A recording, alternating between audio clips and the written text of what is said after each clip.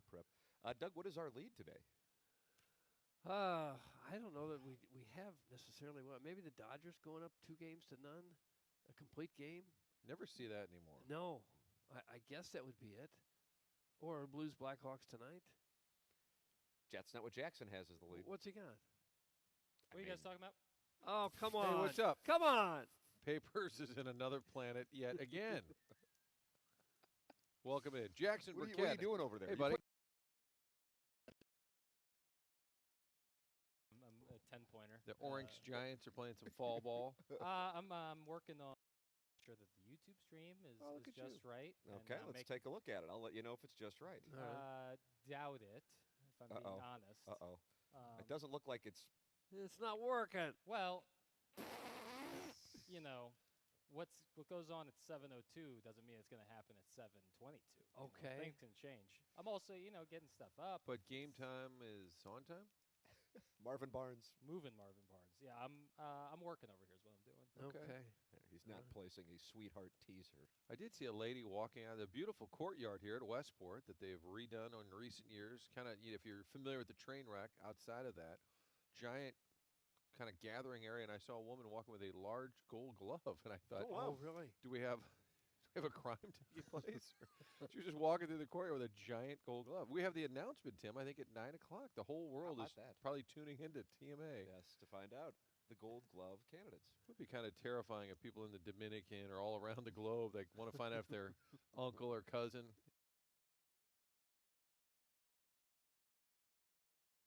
For every position, both leagues? Yeah, you give your predictions first, and then we will announce the actual finalists. Okay.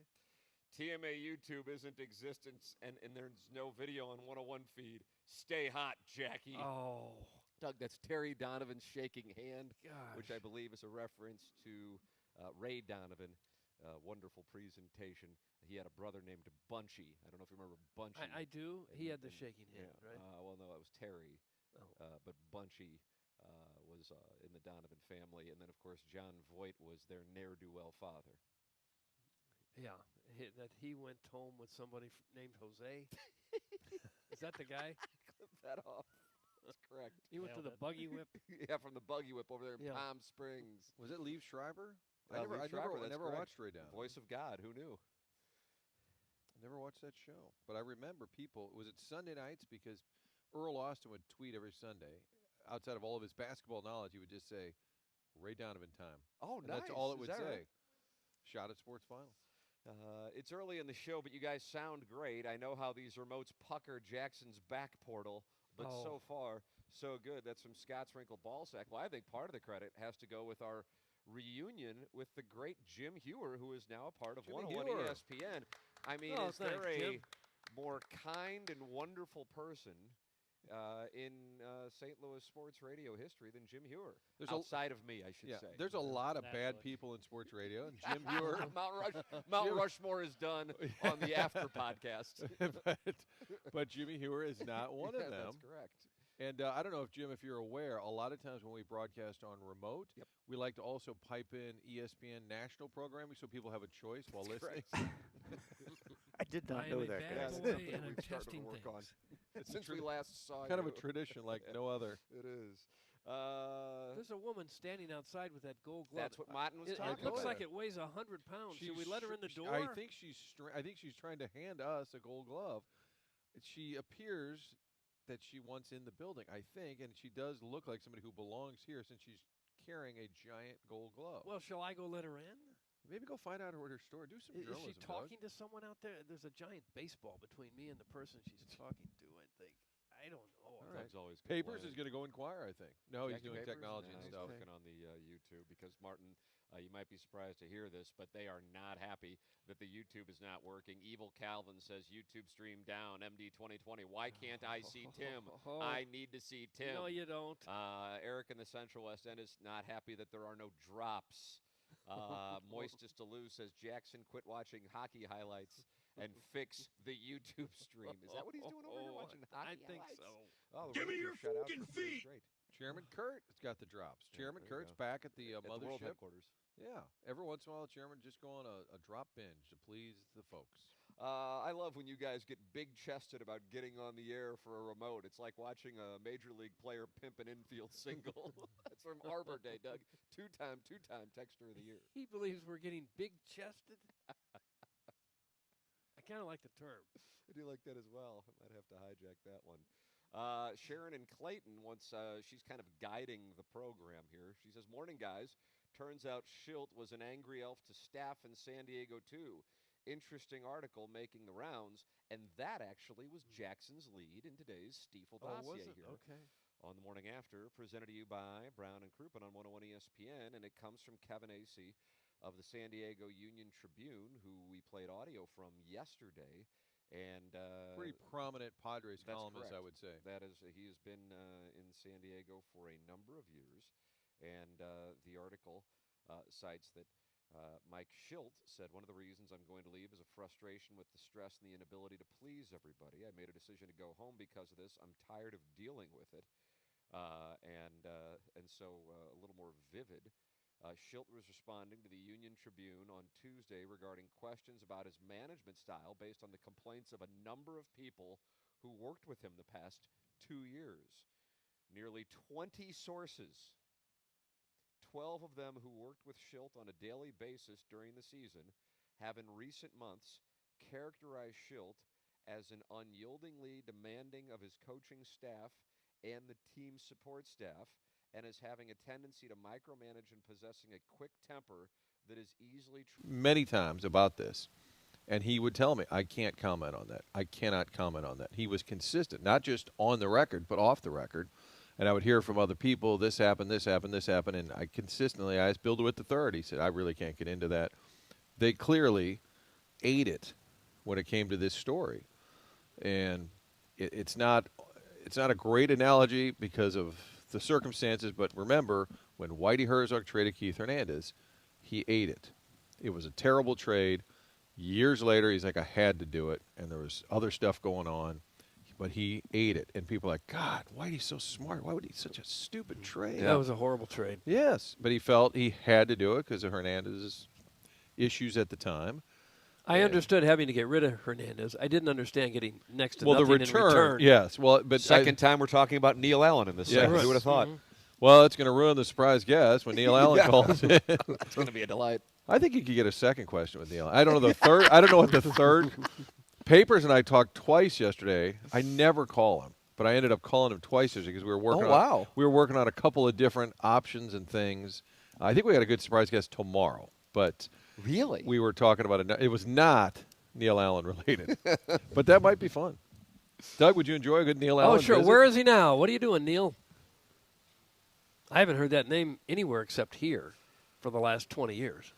Was I with cousin John Tim? I was at Cards Cubs weekend in Chicago, and they always had that Euro place. You could go on like Russian division. I was probably up a little too late for being 16 or 17, and I swear to you, it was midnight, 1 a.m., whatever it was. And we saw Neil Allen. And the game the next day was at like 1. And he was up late. I don't know I'm not saying he was up to no good, but he was up awfully late with the rest of us, just kind of chumming around Russian division. I thought, it's Neil Allen. I'm like, don't they play in a few hours? When you're 20-something and a professional athlete, it's amazing the energy you have and your ability to bounce back from a late night. And there's all kinds of stories of players playing drunk and producing well on the field, and some great Cardinal teams. They're just built differently. Well, stories that I'd be like, you got to be kidding me. At least Spezio told a few of them last he week. Did. I was about to say, once again, there's been some more enlightenment over the last week, courtesy of Scott Spezio's podcast. And some of the all-time greats have admitted they were, hung over. Jock Ellis was on Mickey Mantle, acid or he was. coke, or I remember Spezio was missing in the locker room one pregame. And I said in the the pregame scrum, I said to LaRussa, hey, is Spezio not here today? And he said, yeah, his stomach, man, real ouchy, and he just he had like a stomach issue. Stomach issue. That was probably the last problem. Talk about having to eat it. Like, what do you say? Because you can't really say. That's a good question. Nonetheless, that's a good read. That's fascinating. And I think Shildt, from people I know that are close to him, he was hoping to potentially manage again down the road, I think this would eliminate that. Yeah, I do too. I think this is probably done now. You just wonder why he would be, if the article is correct, why he would be angry. What's he got to be so angry about behind the scenes? Yeah, I think, again, demanding, absolutely necessary. This is not a everybody gets a participation trophy. You should be demanding. You should expect those players, your staff, to perform at a high level, but how you go about being demanding. And if it was, in fact, demeaning or berating people, then that's different. So I don't know that Mo or anyone will comment. I think they'll still just let it. I think now they feel like it's all out there. We didn't have to say a word. Mm-hmm. But that really was pointed to, I think, by a lot of people. An overwhelming. There are a couple of two themes in the Air Comfort Service text inbox as we are getting a lot of texts about this Mike Shildt story in the San Diego Union Tribune. Number one, people are furious that they are reporting that he is no longer married because they're Googling that he's.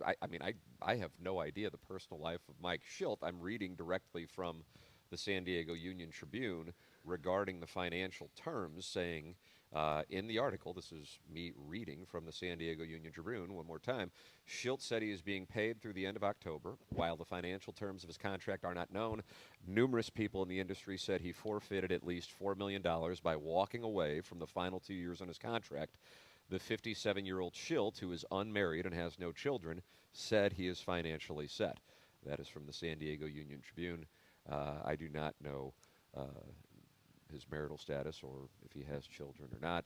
I don't really know if it's any of my business, but I'm just reading from the San Diego Union Tribune on that. And then secondarily, the theme is for many texters right now that the Padres are soft for not tolerating his leadership style. Jackson always. I know Jackson's very busy on tending to our technology and stuff. We're good. What's up? You always like when people are called soft. Is that the thing that you like? Oh, it's my favorite thing when non-athletes, like guys who don't play the sport, call professional athletes, like the 0.001% soft. It's like my favorite thing. Well, I think really good analysis. I'm sure a lot of people in the working world have had bosses that they really did not like at all. Did that make them soft? No. Because they didn't like the boss? No. No, of course not. And a boss who is unpleasant can ruin an entire working environment. Sets the tone. Can just absolutely destroy it. Yeah, we had that. I mean, in Jim theory. here is really enjoying it. I'm sorry. It's a little close to home, but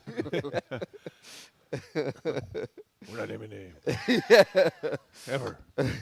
Yeah, but it's I don't know. Enough's been said. I get it that people are going to say, "Oh, Bob Knight wouldn't exist these days." I think there's a difference between demanding and what, in theory, could be demeaning or berating people. And La Russa probably had that equation just right. And that's why he lasted so long and why he was so successful. Several different teams, success virtually everywhere he went, obviously demanding, and yet people still liked him and respected him. I want to make this clear. This is not, I guess I covered certainly the Cardinals on a daily basis when down there. I was not down there for the Berube era. But I think, and you, Martin, I think would probably be able to speak to this better, that there were some similarities with Berube and La Russa's style. Now, I realize I am citing the coach who led the Blues to the Stanley Cup and will be forever a god in this area, and the manager who led the Cardinals to their most recent World Championship, and so you could say, well, you're only saying that because they were successful. But I think publicly there was an intensity and a wall put up around the room, but then privately expectations were communicated and people knew it, but there was a mutual respect because of that communication style and an understanding of what the guidelines were. That's my understanding. So I'm thinking specifically of like Maroon being a healthy scratch. And he was pissed, but he also understood what the situation was, and guys respected that. And I think that was the same thing with La Russa, because you'll hear a lot of former players who played for multiple managers cite him as their favorite manager or best manager. And he moved Steen to the fourth line for the playoff run, and it's a tough call, but somebody had to do it. I think if you just saw Berube on TV, you would say, God, I'd hate to deal with this guy. Boy, and he was great. It was easy. Even last year when they came back with Toronto, in a panic. I'm sure I told the story, but it was a Saturday morning. Blues had a skate. Chiefs return with the Leafs. Go running down the hall, and he had already talked. So I'm like, oh, my God, they didn't skate, whatever. And I'm like, PR guy, no, coach, that's their job. But the PR guy, no, with a nice Canadian accent. No, Craig's already spoken. He's spoken to the press already today, fella. And I said, can I just go over and ask him? And he sees me there. He said, it's fine. And I asked him like 3 questions. It was great. He was always easy to deal. Again, I think demanding, tough coach, but was not a tyrant. No, he looked like he was going to rip your head off off the neck. But he wasn't. He was just as pleasant a guy as could be. I think Panger told the story where it doesn't matter the player, but he's on another team, but is familiar to all the Blues and their fans, and he walks by, and I guess he was dressed. He's a young kid, so he's got like baggy pants and a hat on backwards or whatever, and he comes by, hey, coach, how you doing? And like Panger and Chief are doing there, hey, good to see you. Yeah, good luck tonight. Okay. And he walks away, and Chief goes, loser, because he didn't approve of his dress, his attire. I'm sure these textures would deal well with an abusive boss in their face every day. They'd crumble like a stale cookie. That's Sharon and Clayton, who is speaking to working environments here on TMA. And I think there's a difference also between a baseball manager and a football coach where you play, 16, 17 games? Oh, yeah. Or 12, 13 in college. If you're a little bit of a tyrant, it's the 162. That's a lot of bus trips. That's a lot of post games. That's a lot of meals. Hotels. It's a long, you got to find 6 hours at the park every day at least. Yeah, and in terms of speaking back to Mo, I know for a fact there were a couple of times in the last couple of years where Ollie campaigned and said, hey, we need some better relievers. Told Mozeliak, hey, the bench isn't very good. I mean, and probably got shut down. Hey, sorry, we'll do it. That's the team. Too bad. So sad. But I'm quite certain Ollie has spoken up for himself and the lack of quality players at times, and it didn't get him fired. So I think an enlightening article that I would recommend people read if they would like to have better perspective on it from the San Diego Union Tribune, Kevin A.C., the author, and that is available for you at SanDiegoUnionTribune.com. Yeah, journalism is not dead. Look at that. How about that? Eli Drinkwitz said the opposite yesterday. He was not happy we will with have journalism. that. That's correct. We will have that audio for you coming up. He was not happy about a report, and we will tend to that coming up here on the morning after as we broadcast live from the Rawlings Experience at Westport Plaza. Jeremy Rutherford is going to join us live for two-part questions coming up at 8:30. That's presented to you by Mark Hanna of Evergreen Wealth Strategies, the program presented to you by Brown and Crouppen, and you are welcome to present your thoughts by texting in, calling in, or emailing in. 314-399-9646 is how you can text into the Air Comfort Service text inbox. 314-974-0101 is how you can call in to the Callier and Thompson phone lines.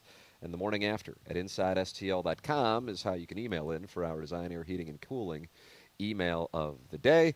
Mentality, longtime sponsor on TMA. Man, have you or your family seen a change in you? Not quite yourself anymore? Struggling to focus? No energy for the people you love. Put it this way, if your bedroom could talk, would it have anything to brag about? It could be you're getting older, or work stress, or the undeniable fact that we've all become our kids' personal unpaid Uber drivers. It could also be your testosterone's calling it quits, and you never got the memo. Mentality can help you change that. Stop being tired of being tired. Get back to being the guy you used to be. Visit mentalityhealth.com. That's mentalityhealth.com. And get your testosterone levels treated. They test your free testosterone, which some places do not do. It's Mentality at mentalityhealth.com. Tim McKernan, Doug Vaughn, Martin Kilcoyne, Jackson Burkett on remote live from the Rawlings Experience at Westport Plaza. You are listening to TMA on 101 ESPN, the TMA STL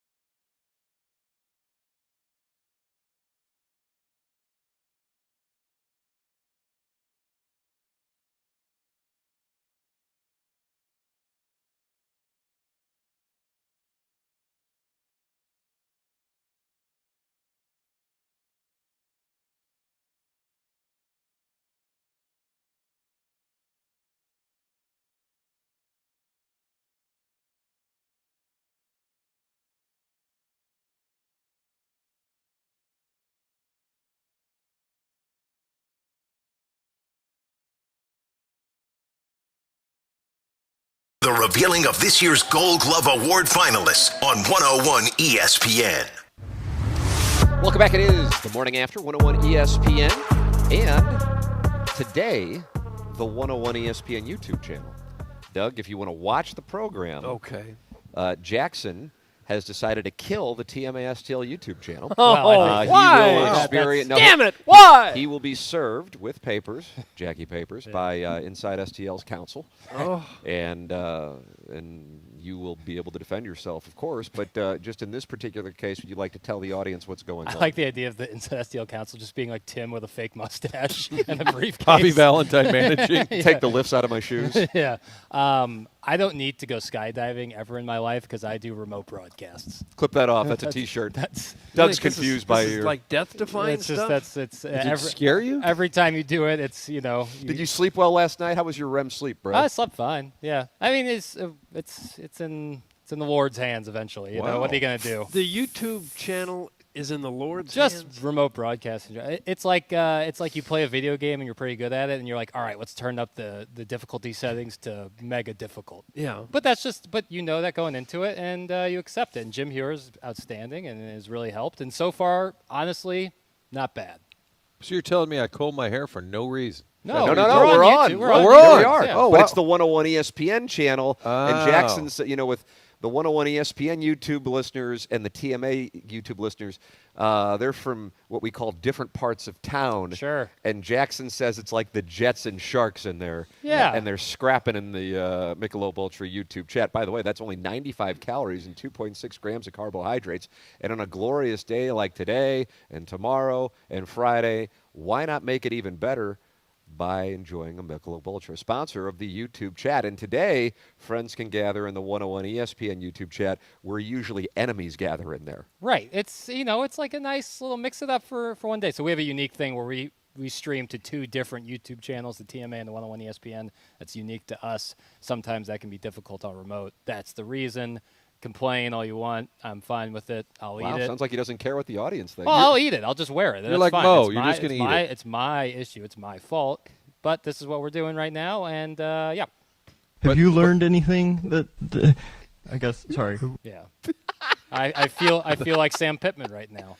Sans breast. But the live picture that you can see at the 101 stream, it looks like a giant glove is gobbling up me and Tim. Yeah. Correct. That does exactly look like that, Martin. This place is really cool. Like I could just stare at Jackson and I gloves were all looking day. at some hats. There's some merch here Really solid. that's tempting us. Yeah, this is great. And people are bringing food to us here. Rich from Hazelwood? Rich from Hazelwood brought some donuts over. Not Rich from Maryland Heights. Not Rich from Maryland Heights. Because That's we Doug's are guy. because we were in Maryland Heights. So a little nervous. Did he? Ooh, 2-camera shoot. Yeah, look at that. And it just auto flipped to that. Is that right? Look at that. Right Look back at that, to Doug. it. Yeah. Auto flipping. Yeah. Hard cuts.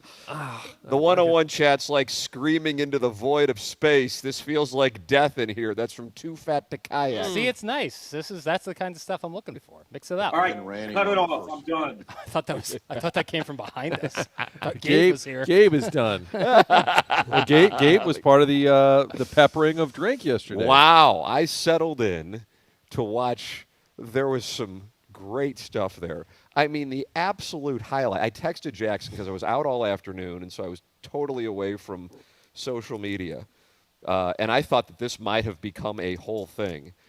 Gabe texts me, I don't know, like around 1 o'clock, and it's Damon Wilson, who could wind up being a superstar at the next level. I mean, he is something else. Damon Wilson, they had come out and answer questions about this past weekend and Auburn. And I thought, because it had happened 5 hours earlier, that this may have become a thing on social media, but Jackson was completely unaware of it. Are you guys aware of what I'm making reference to? My guess is no. No. So, do we have the audio? Is that in there? No, I thought it was such a visual thing. That's my fault. Oh, brother. What is it, 3 strikes and you're out? Is that the deal? Drop and give me 20. So I don't know how to do this visually. I guess I could come out of social media retirement and post it on. So Damon Wilson is asked by a lady, Damon, what stands out to you most about Jackson Arnold and the Auburn offer? What does the Auburn offense do well? And here is his reaction to the question. he pauses, looks down, and has this facial reaction, like for 2 seconds, like, I can't believe you're asking me this question. Because it'd be like asking, what do you love about the Cardinal outfield? It's the. What do the Browns do well? Yeah, tell me what you like about this Cleveland Browns offense. He he looks sheepish, like, really? Like, you're really asking Really? me, like, how do I answer this? Because their offense is truly garbage.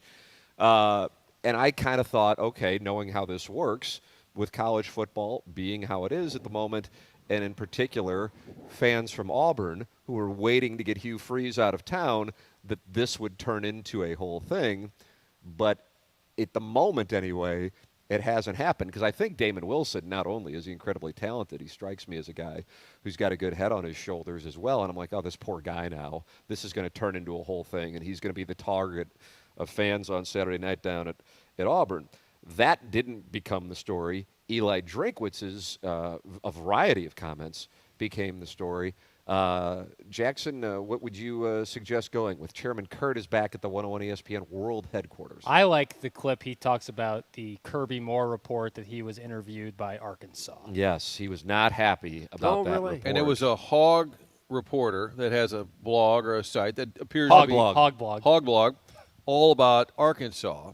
And then our guy, Joey Van Zimmerman, I think, reported what was reported by the guy in Arkansas.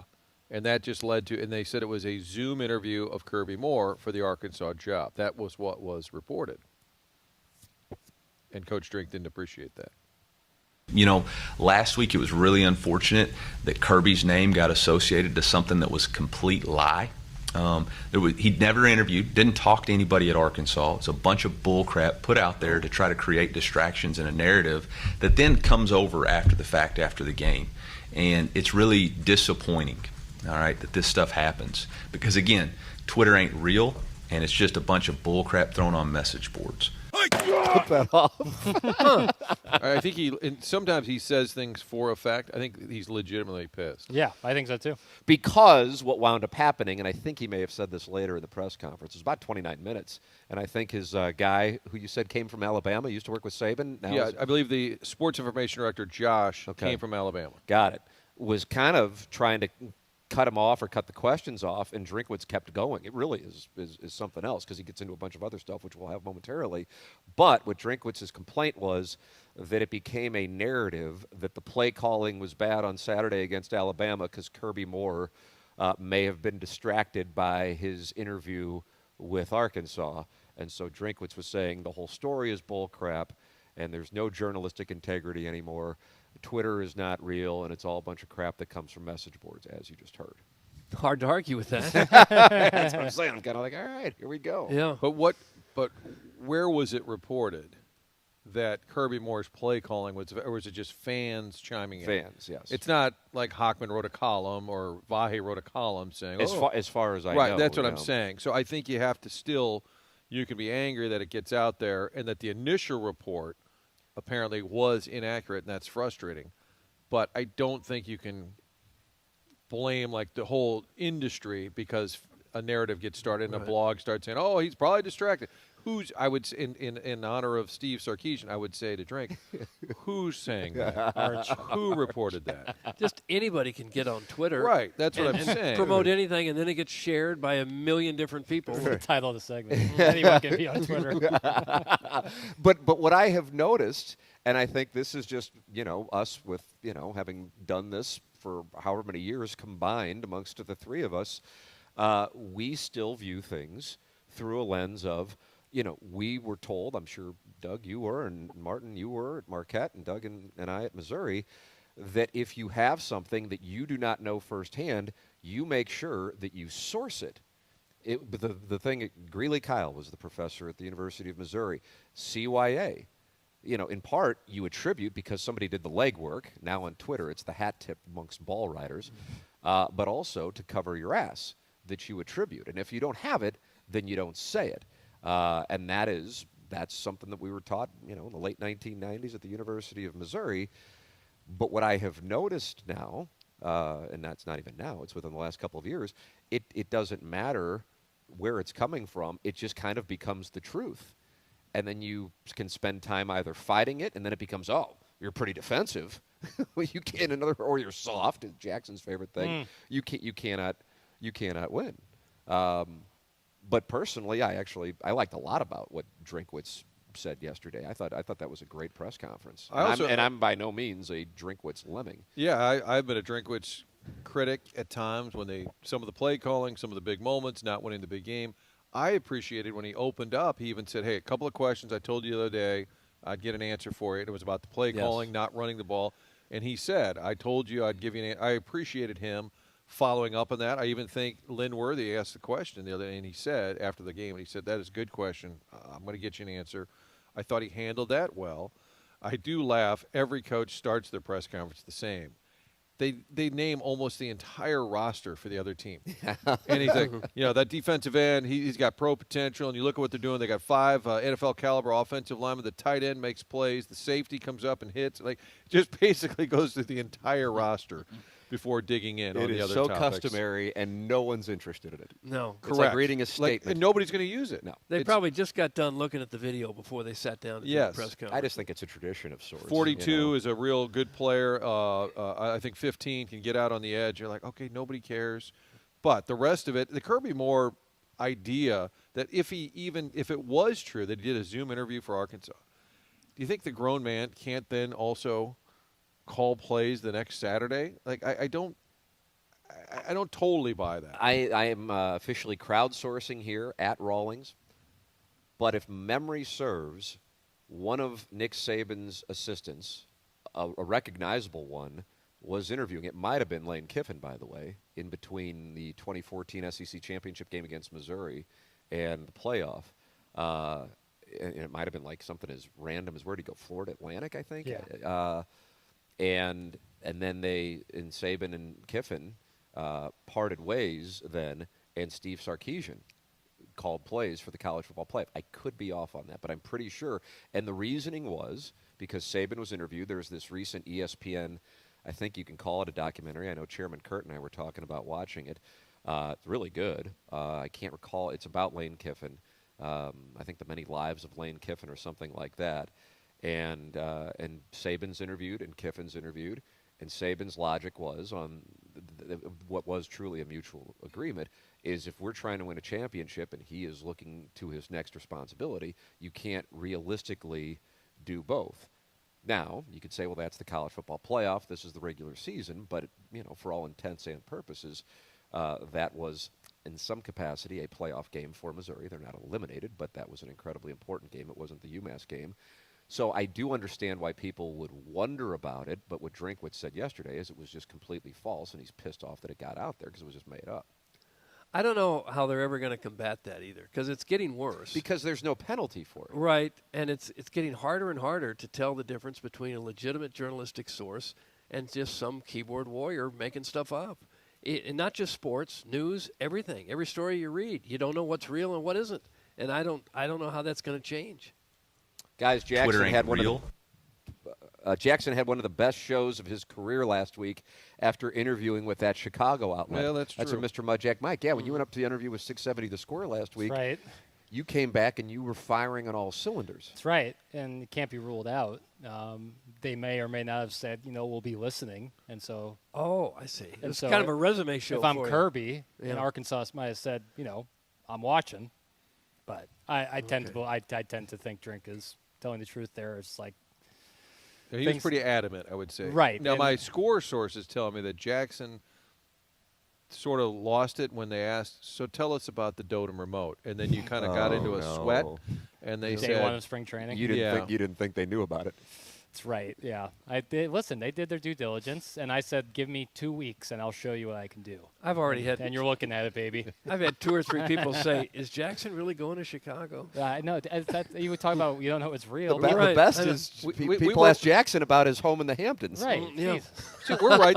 You're right there with Drake. All this bull crap. I spend my whole summer in the Brentwood, but I really have a place in the Hamptons. In the Brentwood. Brentwood. Yeah. But I appreciate what I think was true anger by Drinkwitz. It wasn't him putting on an act, because sometimes he'll do a little performance at the podium, and this was him, I think, really pissed. And I guess questioning the character even of a Kirby Moore. I think that's clearly what you never hear from the coordinators. So you can't ask them. They're available one time in July. That's right. That's it. You are welcome to give your thoughts in the 101 ESPN YouTube chat today with us being, I guess many people have found it. 241 are in there. Michelob Ultra, sponsor of the YouTube chat. We will be back on the TMA STL YouTube chat tomorrow when we are back in the Hubbard studios in Creve Court. It's the 101 ESPN YouTube channel. Subscribe to it and watch all of the programs throughout the course of the day. The Nipper School Monitor is in there talking with the Pope. Well, I mean, I can only read what's in there. Okay. Heimblum's spreadsheets talking to the Pope, and New York is in there. And he says Martin does everything he can to defend journalists no matter what they say or do. That's what New York says. You bastard. Yeah. Martin Cronkite. Yes. Martin Cronkite. I'm a believer in journalism. And it used to be two sources was the thing. That's right. You had to get a second source. I had a news director in Madison, Wisconsin. I told him a story once. I said, I'm going to go with this but it's really interesting. It's off the record, but I won't say his name. And he said, there's a difference. Off the record, he said, you can't use it at all. Not for attribution. Right. But people loosely say, I'll tell you something off the record. Yes. Okay, is it not for attribution? Like, so-and-so didn't tell me this. I heard from a source. But off the record is you can't even repeat what you know. But I guess it gives you a background or an understanding of a situation. But I think that's been lost. I think most people now say, off the record, then you go down the air the next day. There are no rules anymore. And you say it, That's it. but you don't tell people who told you. Right. You're also welcome to call in. Callier and Thompson phone lines, 314-974-0101. Great new sponsor here on TMA. It is 5-Iron Golf, the ultimate indoor golf experience. Whether you're a serious golfer or just looking for a great night out, you will love playing iconic courses on TrackMan simulators, enjoying chef-inspired dining and relaxing in a vibrant bar setting. Host events, sharpen your skills, or simply have fun. 5-Iron Golf is your new go-to destination, and it is located in Clayton. I had no idea about how great it was until I visited it with one of our salespeople, and I walked in there, and I thought, oh, my goodness, I am going to spend all winter at 5-Iron Golf. Iconic courses include Pebble Beach, St. Andrews, and Bethpage Black. 5-Iron Golf in Clayton has 200-plus world-class courses, rain or shine. 13 TrackMan simulators. They have leagues and lessons, no dress code required. And if you were looking for the perfect corporate happy hour spot, 5-Iron Golf, a full-service restaurant with wonderful drinks and a lively atmosphere. It is the perfect venue for your next party or event. I am now a member, and they have a deal for TMA listeners to become members as well. It's only $169 per month. I have to tell you, if I was playing Price is Right, I would have gone way higher than that, so I already think it's a great deal. But if you let them know you're a TMA listener, you get 10% off your membership. Join in October. Let them know you're a TMA listener, and you get 10% off. Check it out, 5-Iron Golf in Clayton. It's not just golf simulators. It's an entire golf experience. Get the information on memberships, lessons, and leagues at 5irongolf.com. Trust me, you are going to love it. Become a member in October and receive 10% off for TMA listeners. You let them know you are a TMA listener, 10% off at 5-Iron Golf. Tim McKernan, Doug Vaughn, Martin Kilcoyne with you live on remote from the Rawlings Experience at Westport Plaza. Coming up at 9 o'clock, the 2025 Gold Glove finalists will be revealed here on the morning after on 101 ESPN and the 101 ESPN YouTube.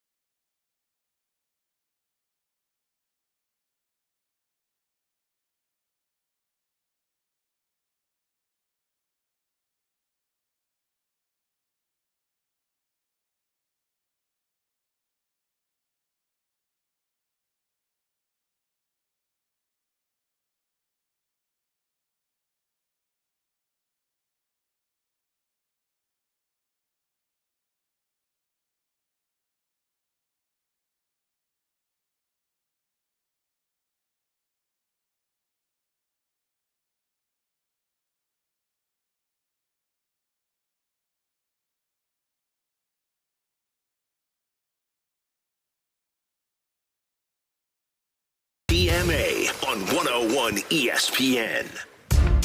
Welcome back. It is the Morning After 101 ESPN show presented to you by Brown and Crouppen, Fisher Window and Door Store.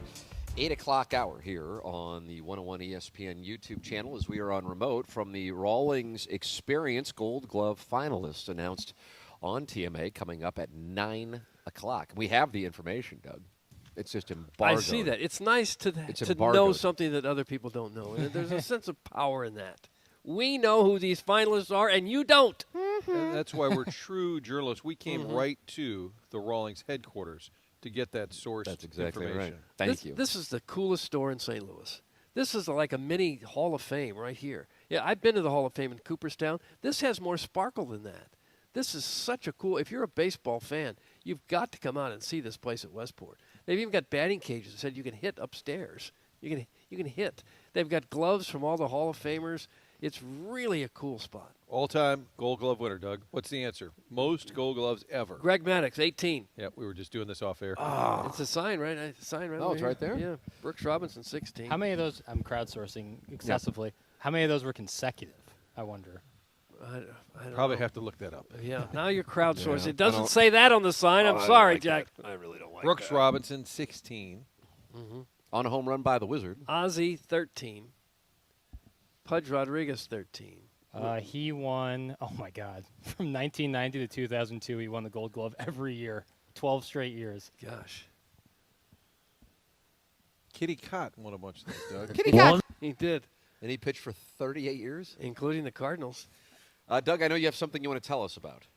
Well, it's Design Air. Yeah, Design sponsor Air the email heating today. It's so comfortable in here, I wonder if they're using Design Air. If they're not, they should. Design Air has provided HVAC services in St. Louis since 1904, and in that time, they've become one of the most trusted HVAC companies in the region. Their friendly team of experienced technicians is well-versed in all aspects of heating and cooling systems, from installation to repair and maintenance services. At Design Air, they value their clients and take great pride in the work that they do for others. Their motto is from the words of their founder, Frank Fisher, who said, "Do a good job at a fair price and trust people right." It's that simple, and every day at Design Air, they make it their mission to uphold that motto. If you'd like a free estimate or a request, here's the number that you would call. Write it down, 314-739-1600. You didn't write it.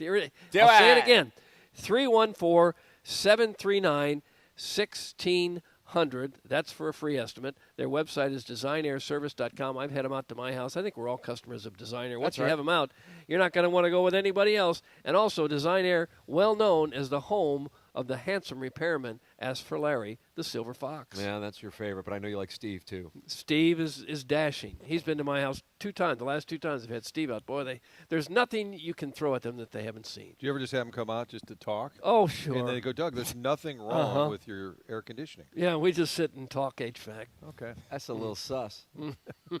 Doug, in the Stiefel dossier, you saw Jackson say segment 8-1 is every NHL team's forwards ranked. Oh, yeah. Oh, gosh.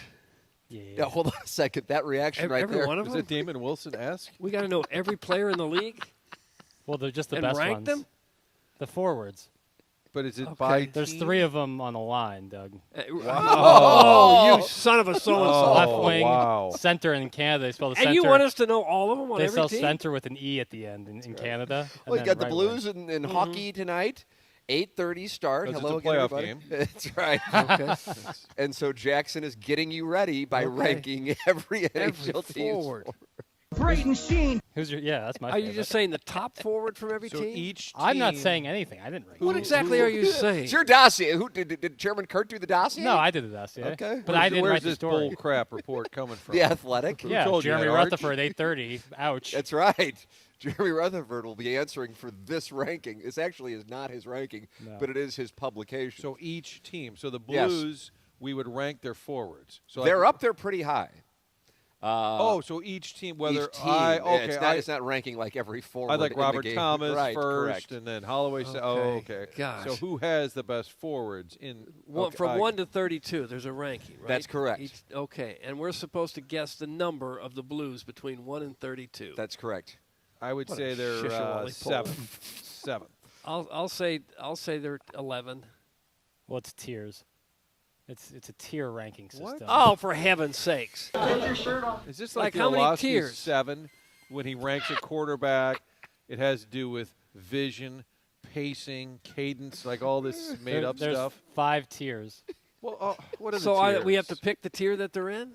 Yeah. So this is stupid, but I'm interested. no. So tier 5 is rebuilding / needs improvement. No, they're not that. Okay. Tier 4, Doug, that's a good question, is below average but with some potential. I'd say no, they're better than that. Tier 3, you're wondering, I know you're sitting there wondering, is middle of the pack. I've not wondered at all about it. They might be a little better than middle of the pack. Tier 2, Doug, is above average. 3, 4. Thank you, Mike. It's starting to sound comfortable. And tier 1 is best in class. Where do you think the Blues fall? Two is the answer. You said tier 2? That's right. I said tier 2. This was your 18, tier. 19, He's scrolling 20, to find out the 21, answer. 22, 23, 24. The Blues are in tier 2. Okay, good. Now we're done with the segment. 29, Let's go. 30, 31, 30. Stay up 32. late. So there is no 1 through. No, there's tiers, How many Martin. teams are there? 32, 30? Jackson? I don't even know. 32 sounds right. So 5 minutes into this discussion, we find out that we're supposed to pick a tier for their forwards as a team. well, you can do whatever in you one, want, in Doug. one It's a of free 5 country. tiers. Well, I don't like Facebook, Who's that? and I don't like the internet because I can't find a Was that job. drink yesterday? That was a woman at a city council meeting. Oh, okay. Good morning. I'm saying this with all sincerity. This is Jackson's worst show ever. Jackson, how about that? That's 5 years. I don't know. That's got to be about 1,000 shows, and this is number 1,000 on his rankings, not by tiers, but by absolute I don't know. ranking. There was a balloon party where I had my wisdom teeth taken out, and I talked like I had just like marbles in my mouth. Oh, you couldn't take even one day off? I don't know why I came in that day. Yeah, I disagree. You've had a lot worse. Thank I you. agree. I agree. William's hands were shaking. Agreed. Normally, I would attack Martin, but the setup here with zero context by the Ghost Whisperer was epically bad. Doug, that's from Steven time. Okay. What is happening? That's from the bastard, James Hahn. Tier 2. That's all we tier need 2, to know. Doug. Tier 2. For my next trick, yesterday the Athletic did defenses. What do you think the Blues defense? Same tier style. Probably the same What's tier. the third tier? Average. Middle of the pack. Yeah, maybe they're a tier 3 defensively. Rover, Correca. I think they're tier 2. Fowler. I'm going to go with the above average on that one, too. Robert. They have them. This is the Athletic. This is once again a case Okay, of Jackson and not Tim- knowing the answer. Well, you it's- were you wondering- Jotted it down before the show. Like what, on loose leaf? Yeah. Get out of here. Don't do that noise. Don't do it. I take it back. This is your worst show. Oh, okay. That hurts. So out in Oklahoma, do they have some good fries out there, girl? Biff calling in? How much scrolling is involved? Oh, boy. There must be way more than 32 teams. They might be in tier 1. You got to go through every team. This is hard to read, man. God, I'm tired of this story. Maybe we Me shouldn't have too. done it. Yeah. Joe? Trying to- Joe, What he's story listening. was he tired of? certain to- I think the Athletics' defensive pairing rankings. Let's just I go don't- with 2 or 3. 2.5. Good We'll God. settle at 2.5. You know, the thing is, the body had passed on. Everybody had left the room, and for whatever Jackson said, let's go back and see if we can bring it back to real life. suck And he- for pain. Tier 3. The Blues are middle Tier of the pack. 3. All right. So that was average. Yeah. Yes. Yeah. Wow. Oh, now we're going to do goaltending. No, I don't know if they have that. Okay. Dudes be That's trying to push up tomorrow. on my wife. She bad. It's just the game, right? That's what they do. All right. Jackson is slowly but surely becoming a celibate version of Iggy. He's going to start lying and chain smoking any week now. That's from Mr. Slave. Do you feel like you're becoming a celibate version? Lying and chain smoking. Oh, man. Sometimes they put that mirror up to your face, and you don't like what's looking back at you. Tim, you're tier 1 in my book. That's from Adewell Simmons, go. Doug. Where's the You- gong, You don't have Doug? your gong today. Brought the gong. Go hit the gold glove. Oh, you're hitting the mic. I'm trying to come up with that's something that good. sounds No, that's not bad. okay. All right. Well, so that was. That got the you ready for the rankings. Blues and Blackhawks. Yeah. So now you're all set. What do you suppose the Blackhawks? Oh, no, don't tier bring it rating. back. Don't bring Hold it back. Okay. Hold on. Tier rating for I Blackhawks. would say for- bottom on everything. Yeah, they were definitely at the last tier for the forwards, and Okay. they're also in the last tier for 5 defense. and 5. Okay. All right, so that's a W for us tonight. I got Nick. Hey, we're last better than week for- Chicago. I got Nick for some, like, kind of Joey journalism, geekdom.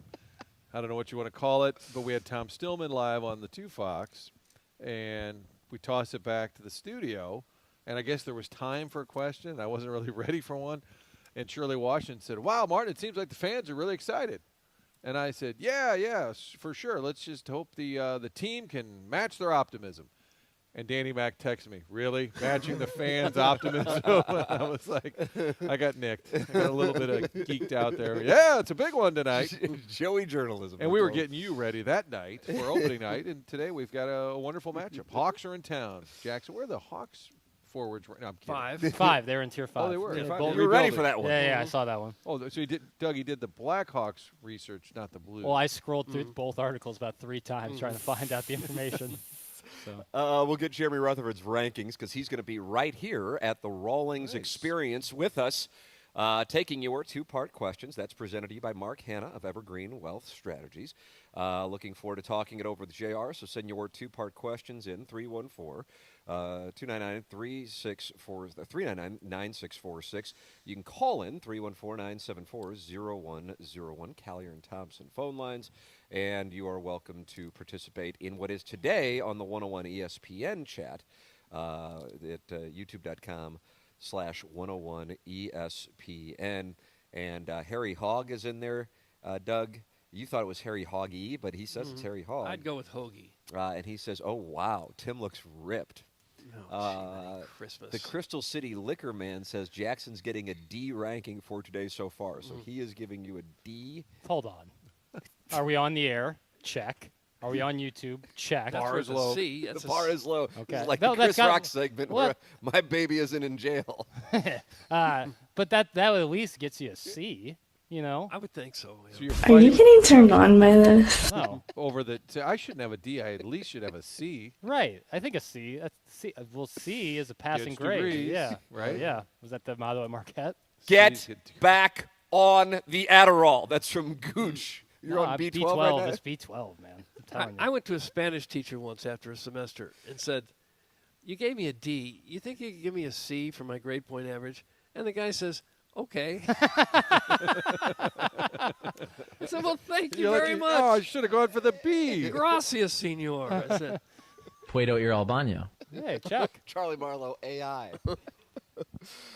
You're welcome to email in the morning after at InsideSTL.com. Design, air, heating, and cooling email today. Come your way on the Stiefel dossier at 10:45. Jeremy Rutherford going to be joining us right here at the Rawlings Experience coming up in the 8 o'clock hour. Fisher Window and Door Store, sponsor of the 8 o'clock hour here on the morning after.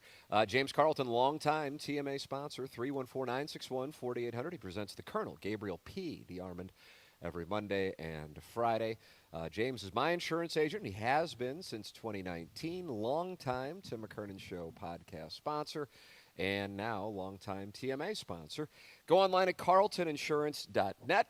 Jamie Rivers just made the switch a few weeks ago and could not believe how much money James Carlton and his staff were able to save him. I mean, we're talking thousands of dollars. James Carlton, always available with that staff in Webster Groves during business hours, and they pride themselves on being able to get back to customers immediately with their questions. If you are calling your insurance agent, there's a very good chance there's some urgency. That's why they make sure they are available. No sending an email and getting back 2 days later. Doesn't work like that there. 314-961-4800. Google them. You're going to see 450-plus 5-star reviews. There is a reason he is the best. James Carlton, 314-961-4800. Go online at carltoninsurance.net. If your insurance costs a leg and an arm, call James Carlton, State Farm. Tim McKernan, Doug Vaughn, Martin Kilcoyne with you live on remote from the Rawlings Experience in Westport Plaza. Jeremy Rutherford will be joining us coming up. And Doug, sure, the NLCS and ALCS may look like it's over as the home teams have won 0 games. But we've got a ghost story from Milwaukee. From the hotel? The Pfister Hotel. Well, Pfister strikes again? Okay. And that is coming your way next. It's paranormal activity in the Just NLCS. the last couple of nights? It's from The Athletic, and that's where we got. Don't scold me. Wow. This B12 makes this guy banty. Scolding Doug. And you're not even classically trained. I'm not. That's the key. The program's called The Morning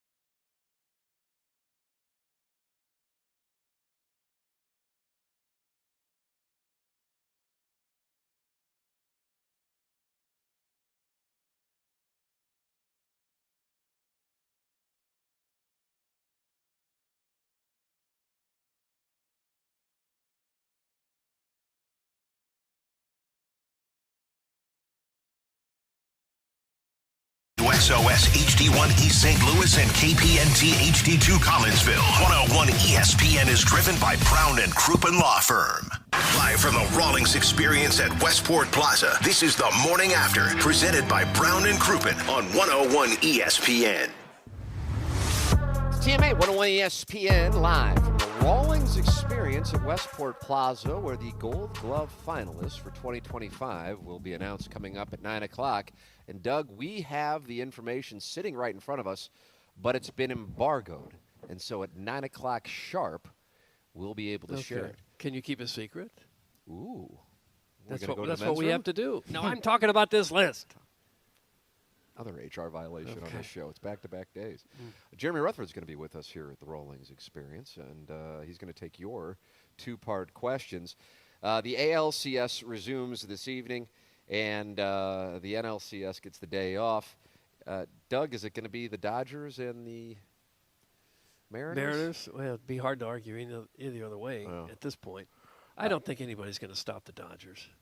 I just don't. I mean, they got Glass now sitting there waiting in Game 3 after they go Snell and Yamamoto complete game. How do you do? Well, I'm fine. Who was the last pitcher to throw a complete game in the Major League Baseball postseason?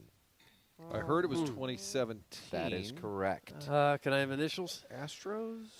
That is correct. Was it the Astros? Was it Verlander? Yes. Wow. I just kind of workshopped that. About that. Well, I approve of that manager.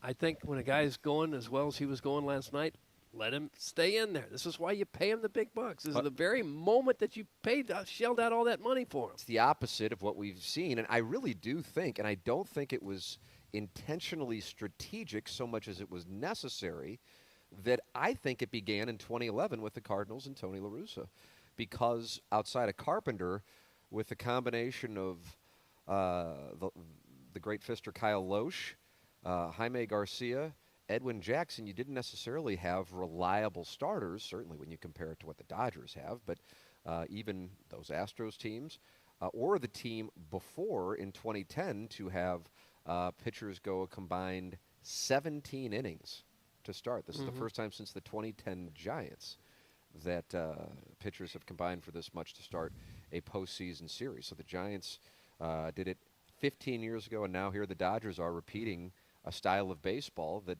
I think the Cardinals played a role in getting away from, and certainly that Royals team that won the World Series, that became a big thing for Ned Yost.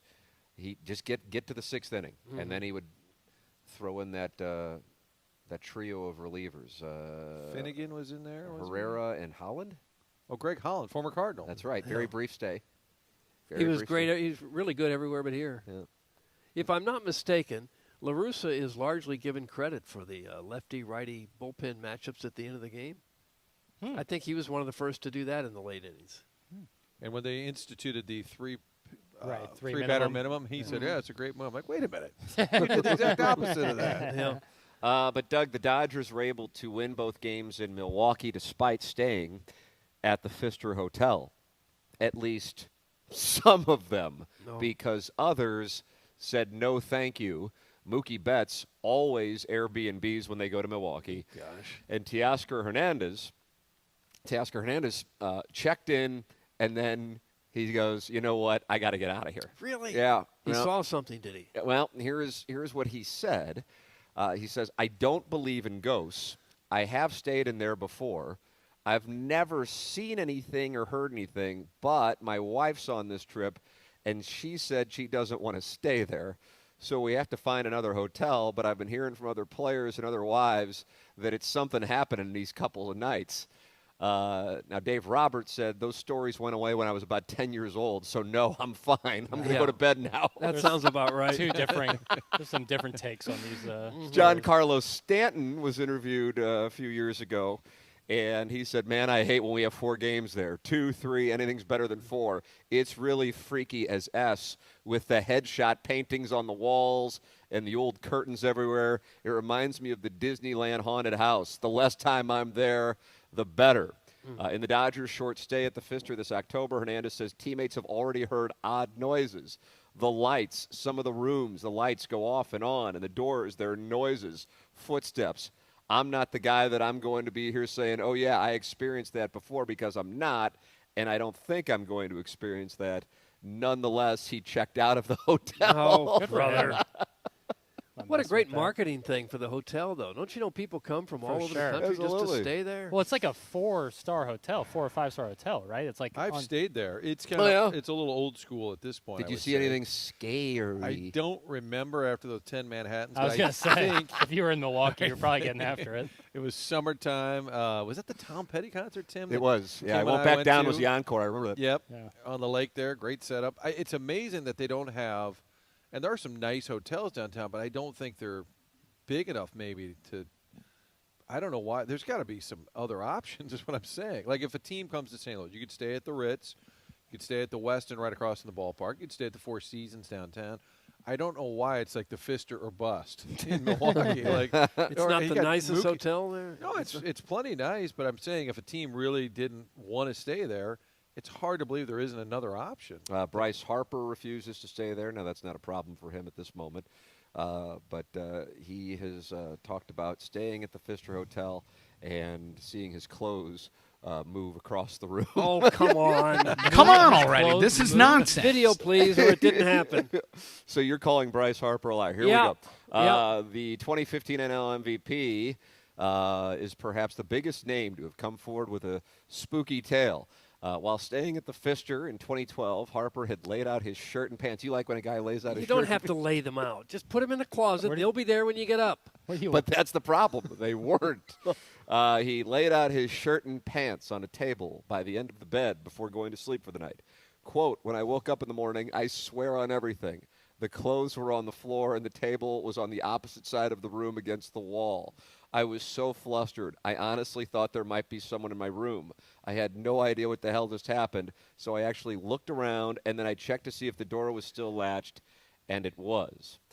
So, Doug, heads up, your table might be overturned and your clothes might move across the room at the Pfister. Why would a ghost do that to you? Yeah, like to slightly. We have a ghost joining us in the 10 o'clock hour, so we'll get the answers. Oh, nice. Jeremy Rutherford, though, next week. You think if a player leaves the Pfister, would he have to pick up the bill for the next hotel he moves into? Well, if Airbnb, I assume, right? I don't know. Maybe the team would pick that. Yeah, they pay for everything for these guys. Pretty crazy. Just walk out of your apartment. Mookie Betts is coming out. It's just Airbnb. Yeah, or like the guys are like outside the Pfister in the middle of the night, scared, out of the bejesus. A ghost, I'd be okay. A demon, that's where we have problems. Oh, okay. You're good with ghosts, but demons is where you draw the line. Well, demon will possess you because a ghost. Oh, come on. Well, a ghost isn't gonna they're not gonna kill you, but a demon can possess someone, and that person. Has there ever been a record of this happening? Exorcisms happened at this hotel. Oh, I don't know. That's what I'm saying. Ever been injured or in any because it's possible ghosts. way? Well, Doug, I'm glad you asked because I have to close out that NHL tier ranking tab, Martin. But I have more information on it for you. Carlos Gomez. You remember Carlos Gomez? Cargo. Easy to get along with on the field. He says he hears voices when he stays at the Pfister, with the worst happening when he got out of the shower one year and heard static playing on his iPod. So he grabbed the device, which then changed to another song. He raced out of the room and into the lobby before putting his pants on. He thinks he was on a ghost because he was on shuffle. He hit shuffle on his iPod, and now there's a ghost there. And the voices he heard were the people in the next room. I'm scared to go there. They should change the hotel. Everybody here doesn't like the hotel. Why do they always put us in the same hotel when you can't sleep? Everything's scary. Everything in the hotel. The paintings, the pictures. It's a lot of old crazy stuff. No good, man. No good. Oh, gosh. And yet the Dodgers were able to win both games in Milwaukee. Yeah. And not a single record of anyone ever being harmed by anything that's happened at the hotel. No demons. It's not a demon. I would think if you work there at this point, you probably add to the legend a little bit, like banging on a pipe in the basement. That's what I'm saying, too. Like, there's probably some guy, the guy behind the front desk has, like, the light switches, and he can mess around with them. Pat Murphy calls the front desk and says, hey, rattle a couple radiators at about 2 a.m. Put a skeleton in the closet between the hangers. And my final anecdote, which I think will be my final presentation here in my prosecution, comes from two all-time Cardinal favorites, Carlos Martinez and Marcelo Zuna, who said they saw things. Oh, of course. Why am I not surprised it's those two? Carlos Martinez, Marcelo Zuna. What time did you see the ghost? Yes, exactly. Were you just getting back to the hotel? Yes. Martinez and Marcelo Zuna both claim to have seen a ghost. We are here in Milwaukee, Martinez said in an Instagram video. I just saw a ghost in Ozuna's room, and then he saw another one. We are all here. We are all stuck here. We are going to sleep together. Oh, no. This reminds me of... Don't kink shame, Doug. Yeah. If the ghost shows again, we are all going to fight it together. Oh, so you got team building. You got major league players, adults, in their 20s and 30s, so afraid of adults that they're cuddling together in bed. That's a really close Hey, guys, group. stay woke. Doug, if I get scared at spring training next year, can I... No! Okay. I'll go with Pull Martin. yourself up by the bootstraps. Okay. If it's a ghost, what's he going to do? That's my point, is that a ghost, I think, will just be there and kind of freak you out. Yeah. As soon as a demon comes a-knocking, that's when you have real problems. What would a demon Screaming do to you? demons. Possess you. Or possess someone you love. And the next thing you know, it's Exorcist going on. I will say the lobby is very old school, kind of like The Shining. Oh, When yeah? You walk in, it's got that old school vibe. So yeah, Scatman Crothers. I'm not ruling it out. Is what I'm You going know to say. for sure they won't change any of that. Why would they? This seems like the draw of the place. Yeah, Isn't there's a haunted thing here, right? Lemp Mansion, Lemp brother. Mansion, yeah. And people's like, stay there. I'm good on that. I guess because a number of the Limps committed suicide. There was that Yeah. Kind of like the Red Rum. mental the problems whole going Shining through deal. their genes. You know. And Lewis and Clark College, I think, is supposed to have a haunted building. Right up the Is that road right? here. Scary. You know. Well, Spite there of it that, is. the Dodgers. The were able to Dodgers win nonetheless. 2 games. 2 games away from returning to the World Series. The Mariners can put themselves on the verge of going to their first ever World Series.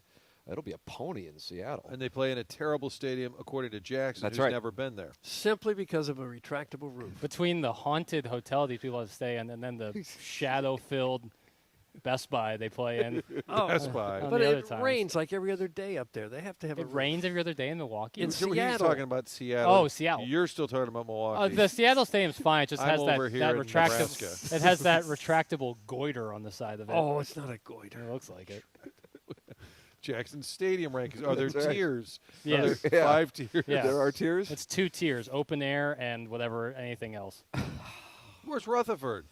He's Jimmy coming. Rutherford's going to be joining Where's us he here at? at the Rawlings Experience at Westport Plaza. That's coming up on the Stiefel dossier. Blues and Blackhawks tonight here on 101 ESPN. And Martin would like to tell you about something. Doug, take a listen. I'll tell you what, we're headed to Scotland next summer, probably a couple of haunted buildings. This is big doings. I'm excited about this. This is next summer, June 15th. We're headed to spectacular Scotland.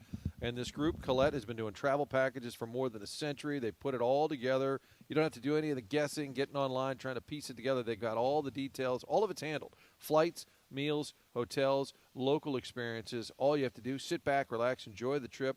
We're going to be hanging out in Edinburgh, Glasgow, Orkney Islands, cruising on the lovely Loch Ness. There's a Loch Ness monster. Speaking of scary, we'll check that out. The Isle of Skye, the landscape of the Highlands. I saw my buddy Ryan Luchtefeld yesterday. He said, "You going to Scotland?" And people are talking about it. Yes. People are buzzing about it. Don't miss out. Join me by calling our friends at Altair Travel, 314-968-9600, or online at 101ESPN.com. That's where you can find more information. Easiest thing to do, head to Scotland with us by calling Altair Travel, 314-968-9600. Jeremy Rutherford is in the building taking your 2-part questions in the next segment. That's brought to you by Mark Hanna of Evergreen Wealth Strategies. Send yours in to the Air Comfort Service text inbox 314-399-9646. That is next on 101 ESPN and the 101 ESPN YouTube channel as we broadcast live from the Rawlings Experience at Westport Plaza here on the morning after.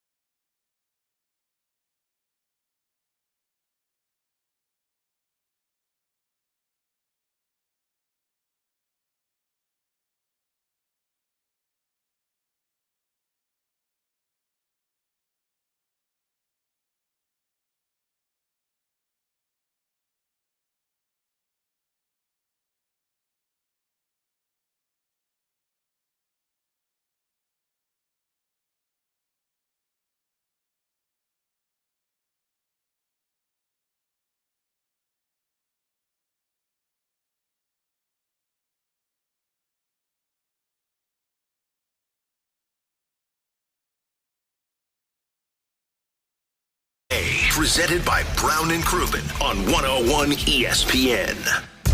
Welcome back. It is the morning after 101 ESPN and the 101 ESPN YouTube channel, TMAS YouTube channel, not up today as we are on remote at the Rawlings Experience at Westport Plaza. Tim McKernan, Doug Vaughn, Martin Kilcoyne with you on the program. And you are welcome to text in any time, but in particular at this time, to the Air Comfort Service text inbox at 314-399-9646, because joining us right here on site, and he got all dressed up for us. Doug, look at how handsome Jeremy Rutherford is. Unbelievable. A real Beau Brummel. I knew you guys had to be on remote because Jackson reached out early. He was sending out instructions. Panicked texts, I bet. And then to tell how old I am, I said, yeah, can you ping me your location? And he said, yeah, I'll pin you. And he's probably right. Pin's probably the right word there. But drop a pin is what the kids would say. Drop a pin. Oh, gosh. Yeah. You didn't have trouble finding the place, did Not you? at all. This is great. Yeah. Wow. Yeah. No, and my young son's been out here, and he said it was awesome. And so to see it firsthand here, pretty nice. Yeah, it really is. Impressive. A lot of great merchandise here in addition to all kinds of baseball history. And coming up at 9 o'clock, we will have the Rawlings Gold Glove right finalists. Here, Tim. It's I'm right not going there. to hold them up because I don't want anybody spotting it on It's embargoed. cameras. Right here, JR. Those are the finalists. Finalists. Jeremy Rutherford taking two-part questions brought to you by Mark Hanna of Evergreen Wealth Strategies. Mark is online at evergreen-ws.com, or call him, and you'll feel better about your financial situation and the world as a whole at 314-889-0503. So send those in, and JR will field your questions here in this segment on TMA. JR, if you could summarize it, the difference outside of the obvious of winning the games between what we saw last week at the opener in Minnesota, or here against Minnesota, versus in Western Canada, what would you summarize it as succinctly as possible? I would say playing with a purpose. Yeah, they played okay against the Wild. Obviously, once you get the 3-0 lead, the Wild did, then it's hard to come back from that, just the way that the other team's going to play things. But I think then you go out to Western Canada and Calgary and Vancouver, you could just see the purpose. And I really do think, not that the players listen to what the coaches say in the media, but when Jim Montgomery came out and said, good teams don't lose 2 in a row, I want to see these guys come out with a scowl on their face in Calgary. I'm sure he communicated that in practice too, and that's how it looked they played. Here's a good question for you. Snuggie. How about that Snuggie? How about it? Nice. How about it? I put him in the first tier, Doug, at the Athletic. Yeah. First tier guy. The first tier. The first tier. No, the bold predictions, I say, he could win the Calder for Rookie of the Year, but it's going to take a progression. And he started out on the top line with Buchnevich and Thomas because he played well there last year, and I think he'll be back up there at some point. But Jim Montgomery made the move, put him down on the third line, said, we just want to see you play reactionary hockey. And we saw that shot in the Vancouver game, and he comes up with 2, so playing pretty well. I like it how he always just shoots it. Yeah. He gets it and he fires it. Yeah, he's not looking to make 2 or 3 passes before they get a shot. Yeah, what would Hitch say? He's diddly-dalling with the puck or something like that. Yeah, but I like that, but diddly-dalling. Snuggie doesn't do that, does he? No, he does not. Well, they're not happy in the Air Comfort Service text inbox. This stunningly doesn't come from Harrison's brother Master, but it has become a tradition here on Wednesdays. Ask JR about Kairu's 0-goal pace for the season. That's from Ricky Clemens, ATV dealer. They're not even waiting for the 2-parters. No. He'll probably get 2 tonight. Yeah, well, Jim Montgomery touched on him and Dylan Holloway. Dylan Holloway hasn't scored. When we were talking to him about Logan Mailloux and also about Jimmy Snuggerud early on, he said that, once guys don't have success, they start to press. And he said yesterday, Jordan Kyrou and Dylan Holloway are 2 guys who are probably pressing right now. And, I think that that line last year was really good, and you trying to recreate that. There's a lot of expectation. Kyrou did set up Braden Shen for the nice goal, and I thought that showed a lot of patience, the play that he made there. So, we're 3 games in, and he made a great play that led to a goal that led to a win. So, I don't know what we're barking about this early. Mailloux probably is one of the X factors where you're not maybe sure what you're going to get from him. What have you seen so far? Yeah, a little bit inconsistent, but that's to be expected. A guy who came in just playing the 8 games in the NHL before this year. But a couple big hits. I think that they just want him to play simple. And I think that's why they broke up the defensive pairs and now have him with Philip Broberg so that he could settle down and play with a veteran guy. But, we talked about this last week. Zach Bolduc, a couple more goals. That conversation's not going to stop. There are people around the league saying, how is this Bolduc guy available? And so Mayu's going to face that just like Chris Pronger faced it with Brendan Shanahan years and years ago, and I'm sure Pronger would tell Mayu just to block it out and play your game, and Blues fans hope that outcome will turn out like Pronger And did. it's easy to say, well, Bolduc's got all these goals, and what does Mayu have? For a defense, he's never going to get It's the always same going to amount be of that goals. way, right? It's always going to be that way. So until he starts to assert himself in terms of, making a difference in games, whether it be the physicality or the shot or whatever it is, the team winning, whatever, that's not going to go away. It's that was the next question I was going to from the 314. Is Bolduc the Blues or Rosarena? How about that, Doug? It's a little early. Little early. Yeah. And that could turn out to be the case. It really could. And you don't win all trades. Doug Armstrong's won a few. He's lost a few. But you don't win them all. The thing about this one is, Tim, let's break it down like this. If you're looking for the here and now, would the Blues be better off right now with Zach Bolduc on their third line and, say, a Matthew Kessel playing right side defense in that third pair instead of Mayu? Perhaps. But they're going to find different players who can maybe play that third line spot for now. Maybe you're not going to get the scoring that a Bolduc's going to give you. And in the meantime, you hope that you're giving ice time, experience, games played to a guy who's going to be a big part of this team in the future. If Mayu's playing with Broberg now, he's probably going to get a lot of ice time, more than he's had the first 3 games. Right. The only thing is they're going to mix it up so much, whether it's later in the game, Broberg climbs up the lineup and Mayu doesn't play as much. So you're right. First 2 periods playing together, he's going to get some ice time as a result of that. Falk has a lot of critics, but he plays a ton of minutes. Look at some of these first few games. He's like 24, 25 minutes, the most minutes of anybody. Yeah, he always does. He's probably in that 21, minute range, and I think that he's right up there with Colton Parayko, and maybe, Martin, that's what leads to, some of the mistakes that lead to the criticism because he's getting a lot of ice time. But the Blues, really depend on him in part because he's a veteran guy who should be getting the job done, and and maybe at times they're surprised that he doesn't, but they continue to give him that ice time. 2-part questions. Welcome. 314-399-9646. Jeremy Rutherford with us, brought to you by Mark Hanna of Evergreen Wealth Strategies here on Wednesdays. It is a tradition. JR, number one, how happy are you that tonight's game is not at the United Center, which is a 100% certified ass venue? And number two, at what point do I break the news to my 3-year-old that he is half Jeffco? Anytime we drive past the Merrimack, his senses perk up as he becomes seemingly aware of the hereditary urge to listen to Morgan Wallen, drive ATVs trespassing with friends on burnt grass fields, or get an unnecessary leg tat. That's Carlos Spicy Winner with a 2-parter. Of course it's Carlos Spicy Winner, right? That the game is not in Chicago. I'll tell you what, I'd take the game in Chicago if it started at noon today as opposed to 8:30. How about the TV? We're not even in the playoffs yet, and we're looking at an 8:30 game for those who don't know. And I would tell your son that it is a proud thing that he is half 50% Jefferson Countyan. Is that when you sign up for college? Can you check half Jeffco? Yeah. Caucasian, 50% Jefferson County. I think that all will contribute to who you are in college and the funding you will receive. What is it about a venue that makes it flat out ass? Clip that off. I like the United Center. Do you? Yeah, it's nice. Is it because bad? it's not a retractable roof? I mean, a lot of these arenas are pretty similar. Yeah. Aren't they? Yeah. All cookie cutters. That one's a bigger one. Shoot, it's probably what? Huge. It's a big 20, ass. 20, big ass. What It's is a your big ass. favorite? It What's looks your like favorite? ass. Not city, but what's your is there a favorite venue? They all seem MSG. Pretty similar. MSG's phenomenal. That's great. I've never been to the Garden. That's awesome. The Blues did a video. Did anybody see it the other night of somebody walking through the catwalk at Calgary? And believe it or not, watch your jokes aside here. I did do that one night, and that is incredible. But the Saddle Dome, which they're taking down or they're not going to use anymore in a couple of years, they're replacing.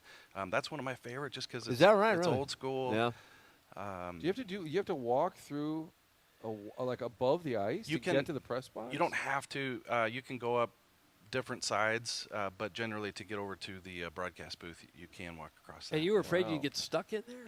Not stuck, but at one point, I know they probably changed it where it's probably like steel iron now, but I feel like years ago, maybe Jimmy Hewer can back me up here, it was like a plywood, like straight out of Home Depot, and so it would kind of like you were traversing the jungle. right. So you look down and you're looking at center ice. Wow. JR, can you make any waves on getting the white sweaters for home games mandatory? Also, which hotel would you say is the best to host a swingers party in Jefferson County? That's from the Swing Haven board member. Yeah, I don't know if you want to take the second one first. I love those white sweaters. They should wear them every game. Aren't they just phenomenal? They do best. really look good. So clean. And I took some shrapnel the other night, but I like the numbers without the trim. Just solid numbers. And it's not always like right now. Like maybe in a couple years, more teams will go to those solid numbers.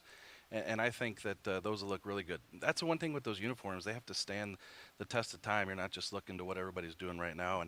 And the best hotel for swingers in Jefferson County. I mentioned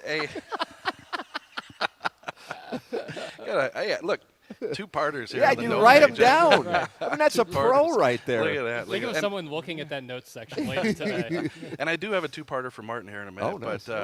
But you know, Martin's gonna write it down. I mentioned the hotel a couple weeks ago. It's got to be that Comfort Inn that was taking the beds out of the place. Library. Yeah, they had the. I think we had a vote for the Pear Tree Inn down there. The Pear Tree Inn could be. You're right. They had all the beds were out in the parking lot. Getting sprayed. They were overused. Got to be a reason they took the beds out, right? Well, not old fat married women. But yeah, no, I did have you said they're spraying them.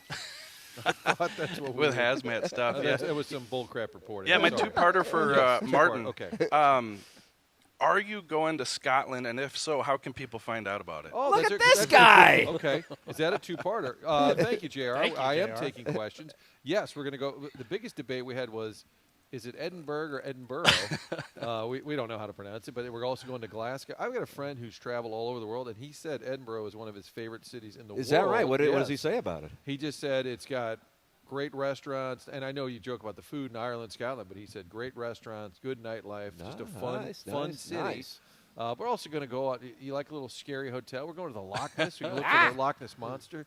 All you have to do, JR, to answer your question is call Altair Travel at 314-968-9600.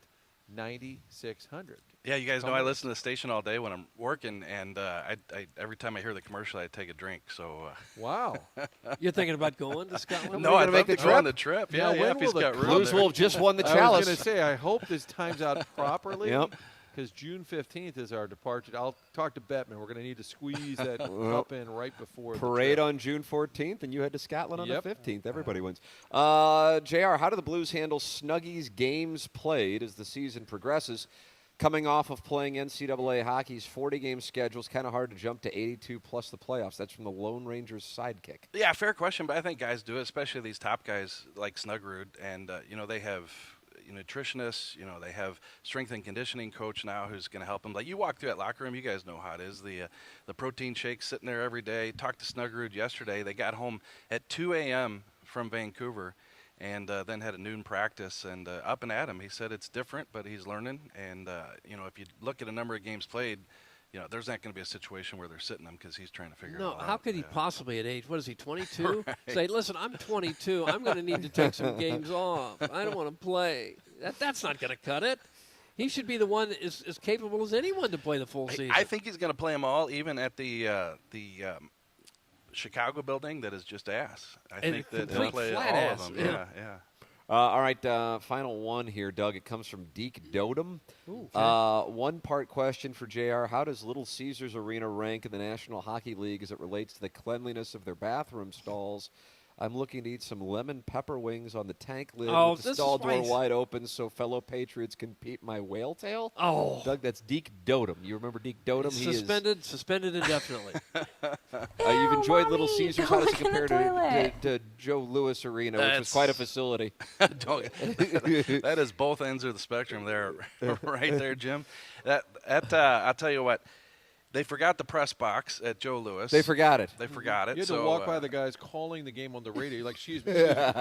Curbs and Chase were doing. I was like, excuse me. Like literally walk. Jimmy Hewer knows you had to squeeze past them to get to your press box. If you stood up on the last row, your head would almost hit the ceiling tile. Yeah, and Jimmy probably remembers too. You were probably working it one time. Kerber pushed by me, almost knocks me over. He's racing to the bathroom. And the pucks go like the play is they're playing the game. Find out later that he's got to do a number 2. So no, not during the game. That's a recreational. He gave Chaser the play-by-play for a few minutes. Is that right? It happens. Oh gosh. But Little Caesars, I don't think Saddam Hussein had a nicer bathroom than the Little Caesars. Is that bathroom. right? Yeah. Wow, that's a hell of an endorsement. That's pretty insane. So it's nice there. Super nice. You spend a lot of time in there? Chicken wings. Yeah, off the tank lid. I love lemon pepper wings. Jeremy Rutherford is here, kind enough to join us and take your 2-part questions here on 101 ESPN. Brought to you by Mark Hanna of Evergreen Wealth Strategies. JR, we always appreciate it, sir. Thank you so much for joining us here at the Rawlings Experience. Good to be here, and you guys will have an announcement coming up. We soon. do. In a matter of minutes, the announcement for the Gold Glove finalists. We will have that for you coming up next on TMA 101 ESPN as we broadcast here the morning after, live from the Rawlings Experience at Westport.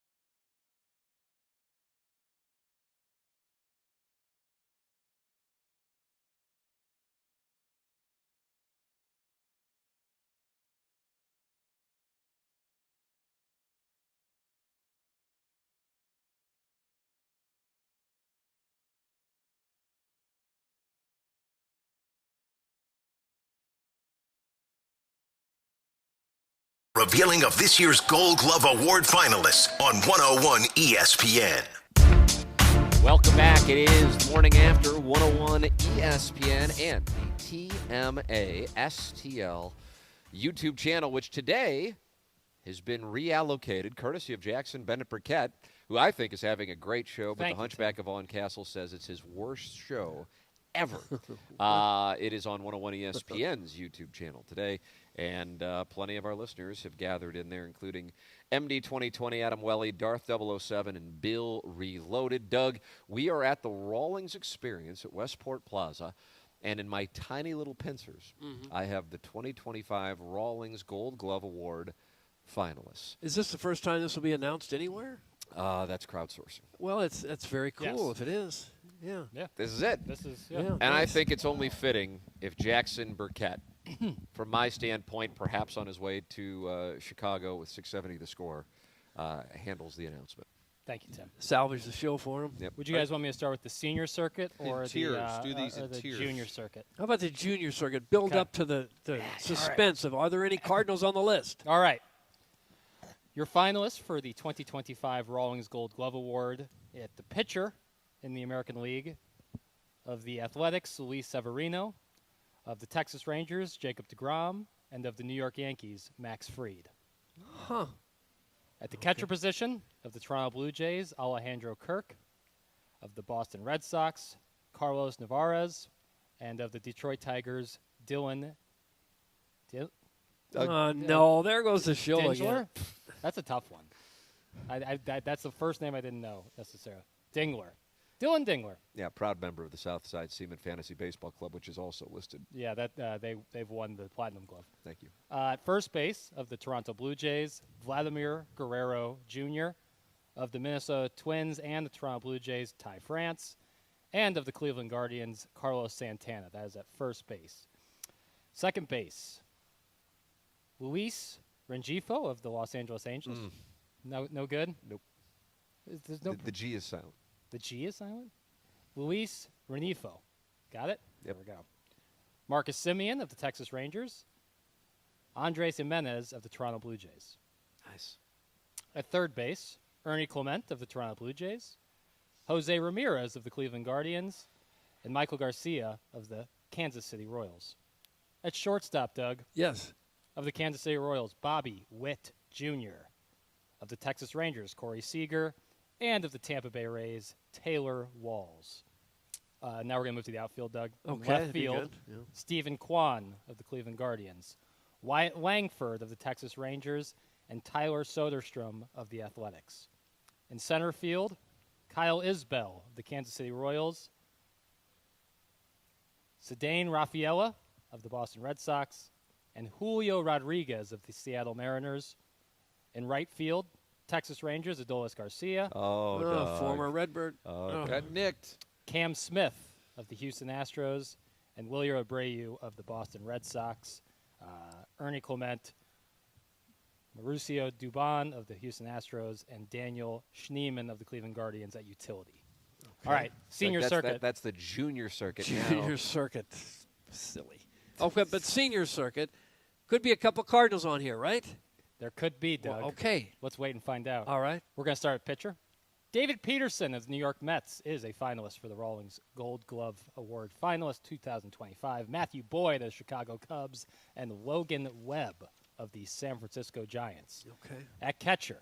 This would be the Cardinals. Cardinals have a lot. 5 catchers. Yeah. Patrick Bailey of the San Francisco Giants. Okay, there's one down. Luis Torrens of the New York Mets. All right, so we still got a shot because Pozo, Pages, and of the Chicago Cubs, Carson Kelly. Oh, no, we got Carson Kelly. Snubbed. And what did we ever get for him? Goldschmidt. At first base, Bryce Harper of the Philadelphia Phillies. Contreras. Matt Olson of the Atlanta Braves. Contreras. And Spencer Steer of the Cincinnati Reds. Darn it. Second base now, though. Okay, maybe Donovan. Xavier Edwards of the Miami Marlins. Bryce Terang of the Milwaukee Brewers. Donnie. And of the Chicago Cubs, Nico Horner. Oh, no. Third base, Doug. Okay. Matt Shaw of the Chicago Cubs. Arenado. Ryan McMahon of the Colorado Rockies, then the New York Yankees. Nolan. Key Brian Hayes Darn of it. the Pittsburgh Pirates and the Cincinnati Reds. I'm holding out hope for shortstop. Shortstop. Okay. Of your St. Louis baseball Cardinals. Unbelievable. Mason Wynn is a finalist. Nick Allen of the Atlanta Braves and Mookie Betts of the Los Angeles Dodgers. Come on. Wynn should take that one. Let's go to the outfield now, Doug. Okay. Of the Chicago Cubs, Ian Happ. Of the Pittsburgh Pirates, Tommy Pham, a finalist. A finalist, Tommy Pham. Wow. I want him to win just to hear what he says. Of the Miami Marlins. Say, I didn't deserve it. You look at my numbers. I got stabbed and I still won this award. Kyle Stowers of the Miami Marlins rounds out your left field finalists. Let's move to center field. I'd like to get one here. Washington Nationals, Jacob Young. Okay. The Chicago Cubs, Pete Crow Armstrong. A lot of Cubs on this list. And friend of the program of your St. Louis Cardinals, Victor Scott, the Oh, second. Youngry Birds. The youngriest bird himself is a Victor finalist. Scott. Victor Scott gets in there. In right field, Corbin Carroll of the Arizona Diamondbacks, Sal Frelick of the Milwaukee Brewers, and Fernando Tatis Jr. of the San Diego Padres. And then for your utility guys of the Miami Marlins, Javier Sanoya, Miguel Rojas of the Los Angeles Dodgers, Jared Triolo of the Pittsburgh Pirates. Okay. That rounds out your finalists for the 2025 Rawlings Gold Glove Award. Unbelievable. So Wynn and Scott got in there. Mason How about Wynn, that? Victor Scott the second. I mean, we expected Mason Wynn. The Victor Scott play. Surprising, right? Yeah. Someone texted why you torturing up. That's the Baldwin beer bitch, and she did not enjoy your read. What? Boomer Kingsley. There wasn't pronunciation on some of these, you know. I was trying my best. I don't think she cares. I thought I did good. Baldwin beer bitch, do you agree? But you did text in, why are you torturing us? But that's not fair. It's not fair. It is not That's fair. not fair, Martin. You were given an assignment. And you did completed it to the wonderfully. best of your Thank you. I And tried. It was kind of exciting to have the announcement live Again, on the show. I'm not classically trained. Yeah, you did great. He didn't do the job. It wasn't anything I did wrong. He didn't do the job. Thanks, Skipper. These are extremely important awards for the players. Absolutely. They get more money out of that, I'm sure. Oh, yeah. It's something it's on their And resume. they heard it from me. Resume for a lifetime. I hope they're tuning in the Dominican, Puerto Rico, all parts. They're like, who's this beyond. Baldwin beer bitch? You're like Key Brian Hayes is in the YouTube chat. He's MD 2020. Well, Victor Scott. I mean, that when I got this list and I said to you boys, I said, how about this? Victor Scott on there in center for the Cardinals. We expected for him. Mason Wynn, Victor Scott. Friend of the show. Does it say when the winners are going to be announced on there? I crowdsourced. Yeah, I actually, done it. here, I got that for you right now, Doug. Okay. November 2nd. November 2nd, following the Rawlings Gold Glove Award televised announcement special on ESPN, Sunday, November 2nd, fans can vote for their favorite defensive player in each league to determine who will be named the Rawlings Platinum Glove Award winners. A combination of the national fan vote and the SDI will determine who takes home the honor. The Cardinals have had some of the greatest defensive players in history at many different positions. Yeah, man, aren't you right? Talk about Yachty, Keith Bob Hernandez, Ozzie Smith, Scott Rowland, Nolan Arenado, Jim Edmonds. Kurt Flood and Jim Edmonds. In center, right? Right. Bob Gibson. Yeah, some of the best that have ever done it. Nice tidbit, Doug. Okay, I kind of thought it was. No, I'm thinking of others. It's just in my head. Marcelo Suck Ozuna. it, Doug. Gold Glove winner. Yes. That's right. I think Mason Wynn's going to take one home. The I problem is think he might Mookie too. Betts, you've got the name brand, which sometimes these awards can go to a name brand. But although I think it might be more the metrics now. And remember the airless streak that Wynn had? Mm-hmm. Yeah, I think a lot of people paid attention. He's got a good shot. And one of our listeners wants him moved to second base well, to that's right. save they the want arm. to save Correct. his arm. Yeah. That is. Mason Wynn, this dude be bussin'. Yes. A Golden Glove nomination is great, but when will Victor Scott get the Grammy nomination for Best Rap Album? That's from Dougie V's BBL. Couldn't agree more. Which He's would you legit- rather have? Would you rather have a Grammy or a Gold Glove? Wow. Probably the Gold Glove. Definitely the Gold Glove. Yeah. I don't know. The Verge sure read those names with confidence. It reminds me of the time he guaranteed Boone County Tech would beat Drake in the tournament before they got blown off the court. Doug, that's from the St. Charles Hermaphrodite. That was nice. That was a nice thing to say. Doug's hot or take. I got some of these were hard that I nailed. No one's going to give me credit for that, I guess. Maybe the St. Charles Hermaphrodite will follow up. Yeah, some of these are hard, man. I just don't try my best. You did a good job. Thanks, man. Guys, I can't wait until Jackson reads the names of the finalists for the NHL awards at season's end. Make this happen, please. It would be a treat hearing those names pronounced. That's some Ian LaPerriere. Doug, you know him as Lappy. I do. If Bettman has, a vision, he'll let me any do sense that. of drama. Yeah, he'll let me do that. Mm-hmm. Well, that's pretty cool that we got to read those. I think it's really cool. I do too. The Brian Henshin, I think, in a roundabout way, is paying homage to the wonderful job that Jim Hewer is doing here on the remote. Good morning, my brothers and Tim. Hand to our Lord, Timmy Mack. I was really hoping for some audio issues there, but there's just been a dropout, little buzzing, and anything. Just make it awful. Thanks, and hashtag free perk. That's from Brian Henshin, who tuned in hoping to hear us dealing with audio issues. Still got almost 2 hours. I was sitting there. I was driving in today. I went to the station first, then came here. And as a short drive from the station to here, I was thinking there is probably a collection of men who are looking for me to fail in the next 20 minutes. They want me to fall flat on my face. Nothing more in the world they want in this moment. But you won't do it. And you know what that does? It fuels me. Does it? Yeah. Is that right? Yeah, it fuels me to do pretty much nothing. Doug, Eddie Vedder said, it was this in rearview mirror. I gather speed from you effing with me. Was that Eddie Vedder? I don't know that? who said it. I just rearview don't. mirror. Was that 93? Mark? I don't know the years, Tim. Right in that ballpark. Well, that's what Jackson's just saying right here. You drove to Westport Plaza today wanting to dunk on our audience, and I think you did. Less so dunk and just, keep my head above water. That's where it's so often at these remotes I feel like I'm drowning. But Jim Hewer has been a huge help. And you just made an announcement that many people around the country were waiting to hear. Right. Around our world. That could have been the pinnacle of your career just there. Yeah, or the start of more magic to come, That So be good the looking. Corbin What a cute Carroll, boy. call in. 314-974-0101. Guys, was Fetty on the NL pitchers list? Did you skip NL pitchers? That's from Jake, and he's in Kirkwood. He thinks Fetty might be on there. You did not No, skip. no. Didn't see him. Didn't see him on there. Didn't see him.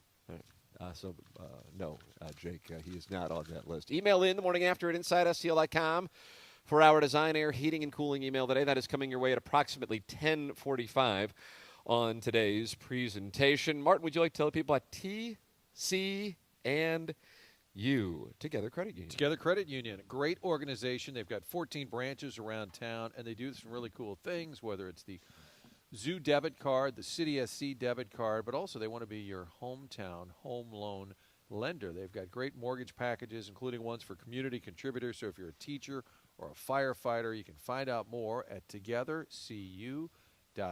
And all of those mortgages are handled, everything, the underwriting, everything done here in St. Louis, all done in-house, based here and getting results for you in St. Louis. Together Credit Union. Again, fun things like the Zoo debit card, the City SC debit card. Final game for cities coming up this Saturday. I was talking to Matt Poling yesterday, talking some city. The great Matt Poling. TogetherCU.org is where you can go for more information. There it is, Together Credit Union. Wonderful TMA sponsors. We broadcast live from Rawlings Experience at Westport Plaza. Tim McKernan, Doug Vaughn, Martin Kilcoyne with you on the program. The great Jim Hewer on the ones and twos. Jackson Burkett announcing the Gold Glove finalists. That will be on your resume reel. Should be. Do you think The Athletic's going to post about the finalists and say we per Jackson Burkett? Yes, I would hope so. If they know attribution. No. They won't Nace say that? does not think that's going to happen. Chairman Kurt is back at the Hubbard Radio headquarters in Creve Coeur, Missouri. The program's the morning after on 101 ESPN, and today, the 101 ESPN YouTube chat.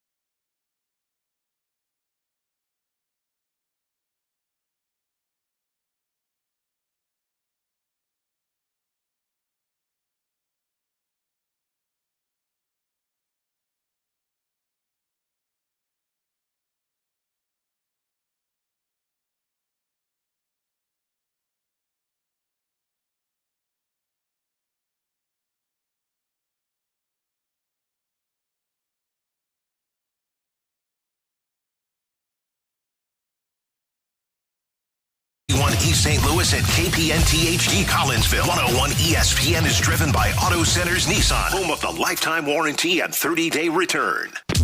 We're back to TMA, presented by Brown and Crouppen on 101 ESPN. Welcome back. It is the morning after, live on 101 ESPN and the 101 ESPN YouTube channel as we broadcast from the Rawlings Experience at Westport Plaza, fresh off of a Jackson Burkett exclusive, the announcement of the 2025 Rawlings Gold Glove Award finalists.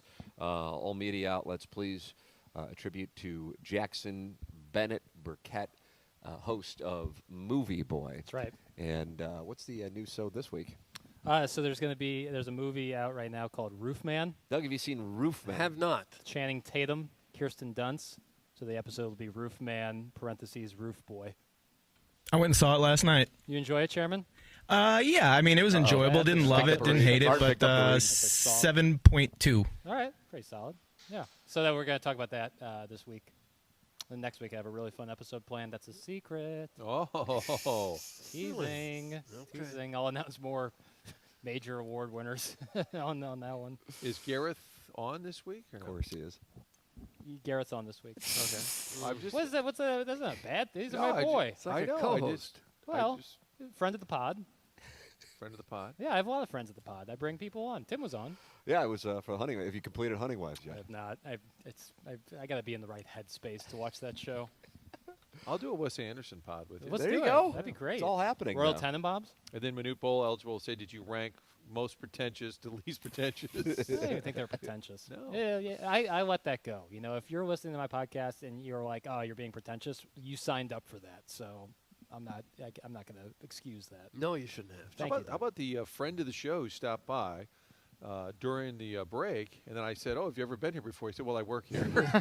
so that was Yes. awkward. Yep. But he said he designed Cal Raleigh's the Big Dumpers Players Weekend bat, Yeah. pretty cool, and he designed the Gold Glove that's going to go on the roof here. I had heard that for years. They're going to put a giant Gold Glove on the roof, little tower out here at Westport. But Doug, he said all of those personal, professional accomplishments paled in comparison to breathing Tim's air. Yeah. And I said, That's oh, for very God's sake. We didn't even disappointing. bring Doug, the you, goal. Very you disappointing. celebrated that. I don't have a bring the goal. goal. It was the right thing. It was the right thing to say. Martin, Jackson's got a unique audio clip here because the clip was then responded to by a conference's Twitter account. Take a listen here. Chairman Kurt, can I have Brent Venables, head coach of the Oklahoma Sooners? I don't want guys to panic. I don't want guys to, oh my God, now what do we do? You know, you're going to get punched back a lot. And this isn't, you know, the old Big 12 days where Oklahoma destroys everybody, you know, every single week, except for one game a year.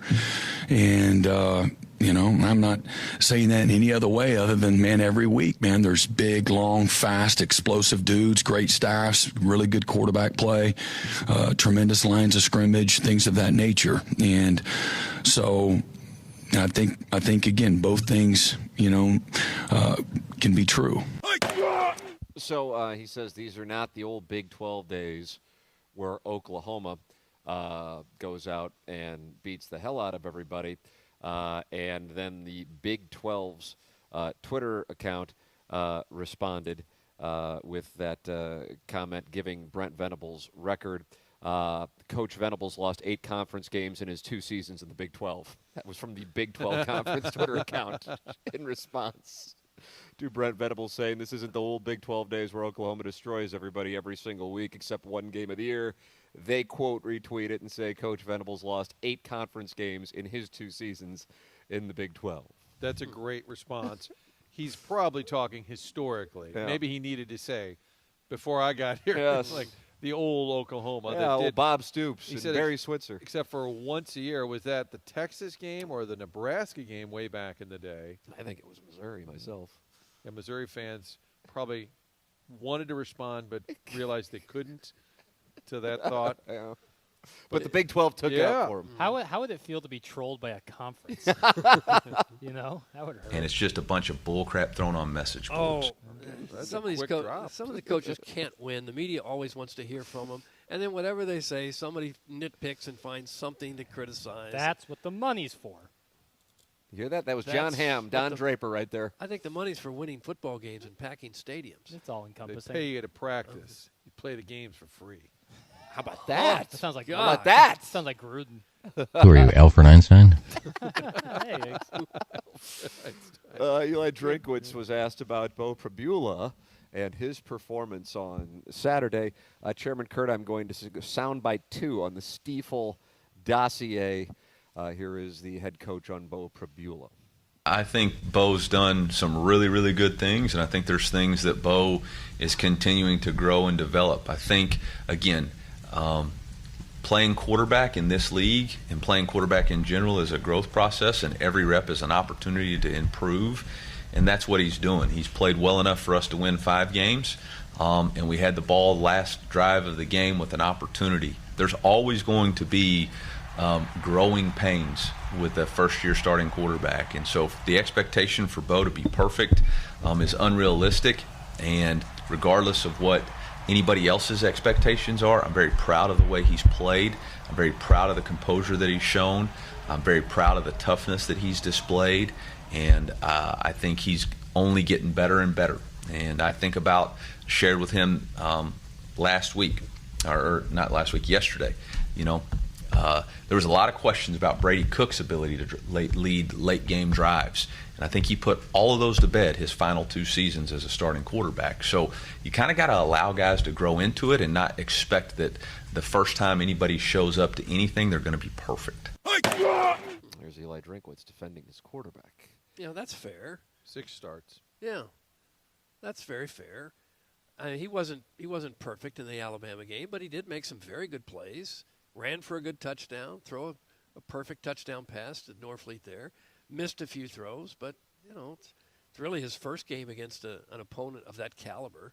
And he had him in the game right to the end. Right, and he's 1 throw away, as we've talked about, and it damn near gives me an ulcer every time I see the video. I thought you've been avoiding looking at it. It pops up. It just comes Turn across away. my desk. Turn I away. need to, just like when Bobby The desk Booth of kicks. Jack B. has been inundated. But he's 1 with throw Key away. Johnson jumping up and down.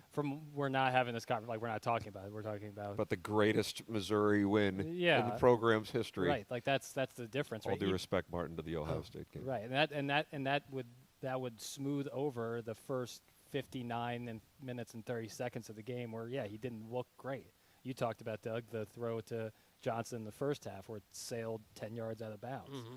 But that was he was like 1 step away from being out of bounds himself. So the issue I think that people can wonder about is going through progressions, not panicking, because if he does not lock in on Alugbade there, he would have seen, because it was a 3rd down play, so it wasn't like the 4th down completion to him. He could have seen there were 2 options actually, not just Marquise Johnson.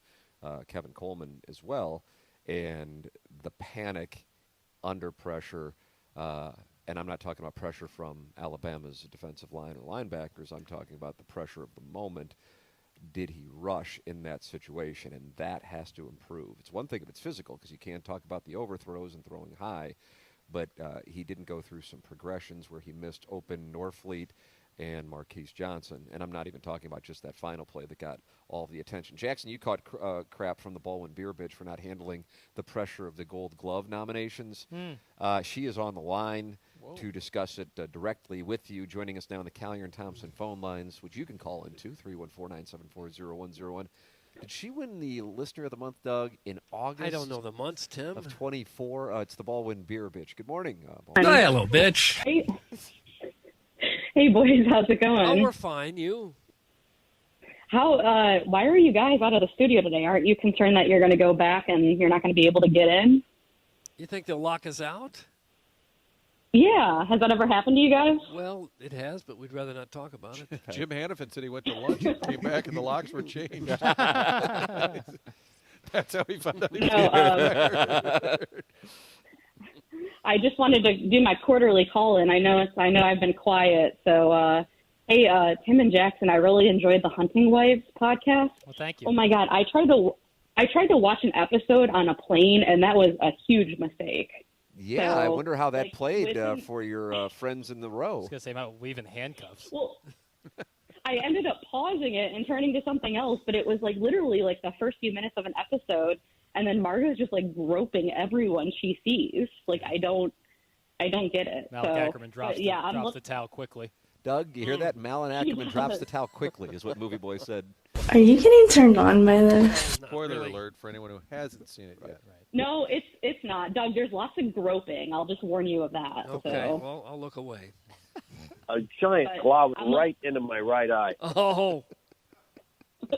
I'm looking forward to the ending, but I do agree with you, Jackson. Graham is the biggest cup in the world. Like, he just makes me want to punch him through the screen. Facts. You hear that? Brandon's the biggest cock in the world, and the Movie Boy says facts. Okay, and we're just supposed to know what all that means? Listen. Well, Graham's the husband. You'll catch up. You'll catch up. Don't worry. Do you think he was intentionally cast as a relatively unattractive man? I think so because it's I think like that was by design. Brittany Snow's running laps around. It was. Brittany Snow's running laps around him, Doug. You're right. He's got that Harvard education, so he can get by with the not great looks. There are no honky-tonk places in Cambridge. This show stinks. Hey, Jackson, I love you. I was just giving you crap, but did you hear when Taylor Swift was on Fallon? Did you hear her quote on Paul Thomas Anderson? Yeah, that seems like that was written for her. I'm not sure what you two are referring to right now. What are we talking about? Doug, is there another show going on right now? It's like Movie Boy is on our program. I don't know that to be the case. I'm speculating, pure speculation. It didn't feel like that was organic. No, they had asked her what movie she's been watching, and she said that one battle, whatever, after another. And she made a quote that she said something like, "We're just so lucky to live in the times with Paul Thomas Anderson. You don't understand how lucky we are." And I just figured Jackson would just be like over the moon after hearing that. I just didn't think that didn't feel organic to me. Scripted? You think it was rehearsed? Yeah. If I'm speculating here, I don't know anything.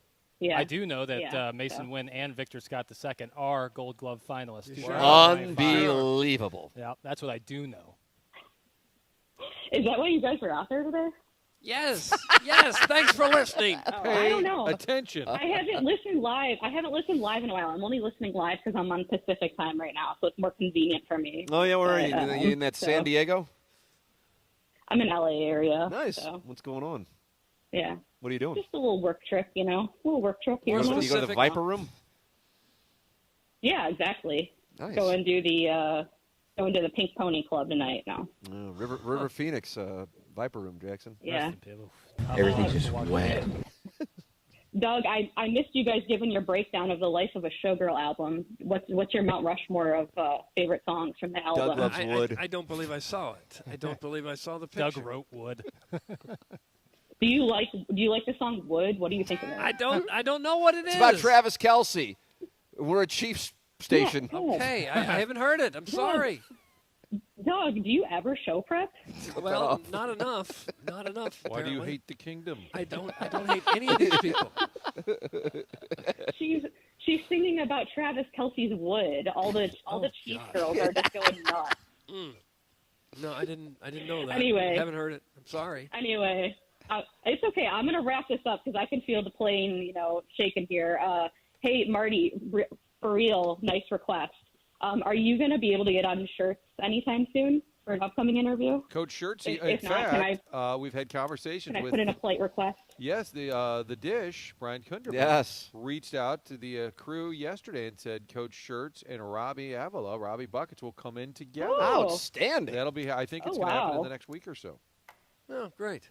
I mean, I don't know if you can handle all that hotness in the studio. You already have Tim, and then you add in Shirts and Robbie. That is true. That might be too much for YouTube. Oh, you don't have a gong today, Doug. No, I don't. Yeah, where's your portable gong? I don't. So. All I've got, I can do this kind of thing, but it doesn't have the same effect. Doug's portable gong. Is that name taken, Jackson? Is that available? No, it's available.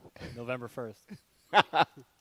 All right. Well, shout out to KG for always taking my calls. I'm sure the listeners love it, but I just wanted to reach out. It's been a while. It's been a quiet quarter, but thank you guys. Love the show, and I'll be back in January. Thank you, have Baldwin a good one. Beer Bitch. Enjoy Los Angeles. There she is. Got Baldwin Beer Bitch live from Los Angeles. Where back she's in January. Yeah, she says she's quarterly, so she'll be in the first quarter. Although I know, Doug, your fiscal year started on October 1st. I don't know when it starts. How much beer does she drink? She's been up all night at the Viper Room. Okay. She might want to come out here. They've got giant kegs in front of How us. about that? They're putting together what appears to be a giant Oktoberfest party. Lederhosen? There was a guy in Lederhosen running around at like 7 a.m. I thought it's a little early. You ever wear Lederhosen, Martin? I've been and I've hosted many a Oktoberfest. I don't know that I've ever had Lederhosen on. They say he's even popular in Europe. That's something I'd like to go to, Oktoberfest in Germany. Well, they're putting together a hell of a party out here. It does look like a little pony. Yeah, the giant kegs, like wooden casks. Jackson, you going to stick around and take the edge off? I do love draft beer. Do you really? Oh, yeah. We've had a big debate about that. Yeah. Where are you on? I'm a bottled beer or can guy all day long. I enjoy draft beer, but then everybody writes in how dirty the lines are. I'm like, oh, it ruins it for me. I am just, give me a can or a bottle. And anytime I'm at a nice restaurant and I get a beer and they go, you like a glass? I say, no, thank you. I'm straight from the bottle. That's just why do you hate the dishwashing industry? Putting kids out of work. The vessels go for me. The vessels. Draft in a pint glass. Sometimes you go to a place and they'll give you like a tulip glass. No, thank you. Pint glass, preferably. Then a bottle. Then a can. That's my ranking. Right? Cans made a comeback in the last 10 years. I need more cheers and more beer. That's Larry Nickel, Martin. Demanding the listeners bring in more beer. I do love a Michelob Ultra Slim can, though. Really good. Oh, I like boy. those. Orson was whack. I was about to text in. Yeah, he can text in all he wants. I don't care.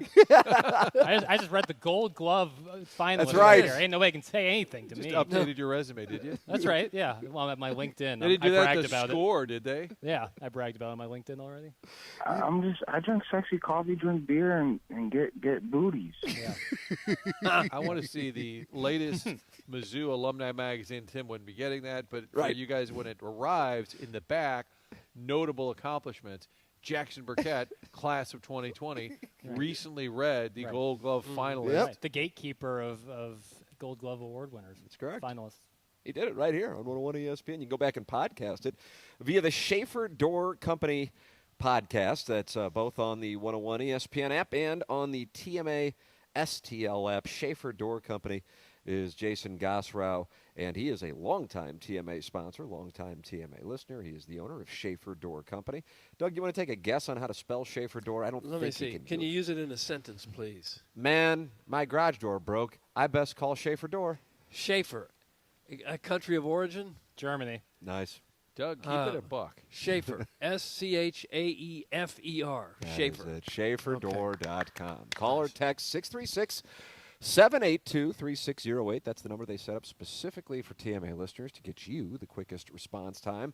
And they do service all kinds of garage doors for both service and new installations. They have Monday morning standby service for the doors that break over the weekend, so they will be out there first thing Monday morning. They service commercial doors as well. So if you run a business or a warehouse with big, tall doors, Schaefer's experienced in these types of jobs. It's Schaefer Door Company online at SchaeferDoor.com. Schaefer Door, a CHI overhead door dealer. Eli Drinkwitz asked about all of the coaching vacancies. He got fired up about that one as well, and his association with it. We'll have that for you coming up. At 10:45, we have the Design Air Heating and Cooling email of the day. Send yours in the morning after at InsideSTL.com. The program is called The Morning After. It is presented to you by Brown and Crouppen on 101 ESPN and the 101 ESPN YouTube channel.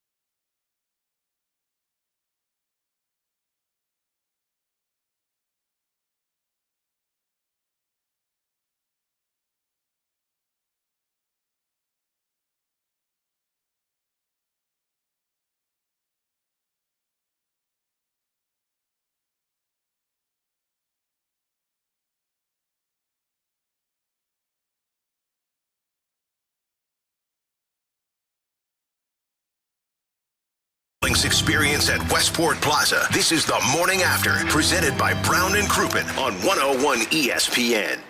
Welcome back. It is the Morning After, 101 ESPN. Tim McKernan, Doug Vaughn, Martin Kilcoyne with you on the program as we broadcast live from the Rawlings experience at Westport Plaza. Jackson Burkett with his exclusive on the 2025 Rawlings Gold Glove Award finalists announced here on the program at 9 o'clock. We expected Mason Wynn to be one of the finalists. Victor Scott, also one of the finalists. However, those are your two Cardinals. He got a TMA bump. And I think that's what that was. I don't know if he appears on the program if he doesn't get it. We deep teased this. Eli Drinkwitz was asked about all the coaching opportunities that are out there and how his name is associated with it. And he got a little fired up about this one, too. Here is the Missouri head coach addressing his name being associated with a variety of the current openings and some of the potential ones. I think the number one issue right now amongst college football is the noise that's associated with people's programs at all points of the season, whether good, bad, or indifferent. There's no such thing as journalistic integrity on social media. There's just wild, outlandish reporting. And anybody's name, I'll bet every sitting head coach has been listed as a candidate for some job so far. And it, as a team, as a coach, we got to ignore the noise and focus on the things that we can control, which is winning and losing football games. So how do I block it out? I ignore it. As far as my name associated with everything, that's awesome for the University of Missouri. It means we're doing something really good. It means that our administration is committed to excellence. It means all the investment that the people here have been made has resulted in our success. And, yeah, that's what I'd say. It's a tip of the hat to the University of Missouri. It's October 14th. Is that what today is? Only thing that matters for us is 1-0 this week. And anything outside of that is a distraction that you shouldn't even worry about. Don't even let it cross your mind because, man, I have no idea. You lose 3 games in a row, you may get fired. So I wouldn't worry about it. James Franklin lost 3 games in a row. What happened to him? Whacked. It's a good, honest appraisal, and it is good for Mizzou if his name's getting thrown around. I don't know his name, other than probably talk shows maybe talking about it. Nittany Lion News had it. Did was it Josh Smeltzer that we had? Yeah, Smeltzy. But that could be one guy, right, with a fancy title. Well, we're all just one guy. So existential. Gosh. Wow. So it's just because some other guy says it doesn't mean. Well, what if it was Pete Thamel? Yeah, I think that has credence. So now you hate Josh Smeltzer. I need to see more of what Smeltzer's got cooking. But couldn't any of us start a website called Missouri Tiger Update and come up with outrageous possibilities of coaches coming and going? Yeah. And it might get some traction somewhere else because, boy, it sure sounded like an official publication. Right. Where's the problem here? The problem is just what Drinkwitz is talking about. Yeah. No, I think. Did you say the hoes are laughing? Yep. So the audience are a bunch of hoes. Yep. Yes. But it's like Penn State's not going to come out and be like, yes, we've talked to Eli Drinkwitz. Like whenever they make their announcement of their new coach, that's when we'll kind of know who was talked to. Well, I think some of these lists aren't even that they've been contacted. It's just possible candidates. Yes, exactly. Right. Hot it's boards. Just 10 names that could be potential candidates. But if you're Drinkwitz, it is part of the landscape. And there was a time when his name was mentioned as a possible candidate at Missouri, and it became true. Think about that. That's existential as well. Wow. Yeah. Yeah. Dan is not a jackass. Dan Mullen. Yeah, I don't think there's a world in which Eli Drinkwitz is going to Penn State. Not because of like him turning it What down. about going on the plains? That or Florida is different. What about Baton Rouge? Baton Rouge. I don't know about that. Do you think they're going to move on from Kelly in the next 2 or 3 years? Yes. Maybe. Yeah. Okay, maybe.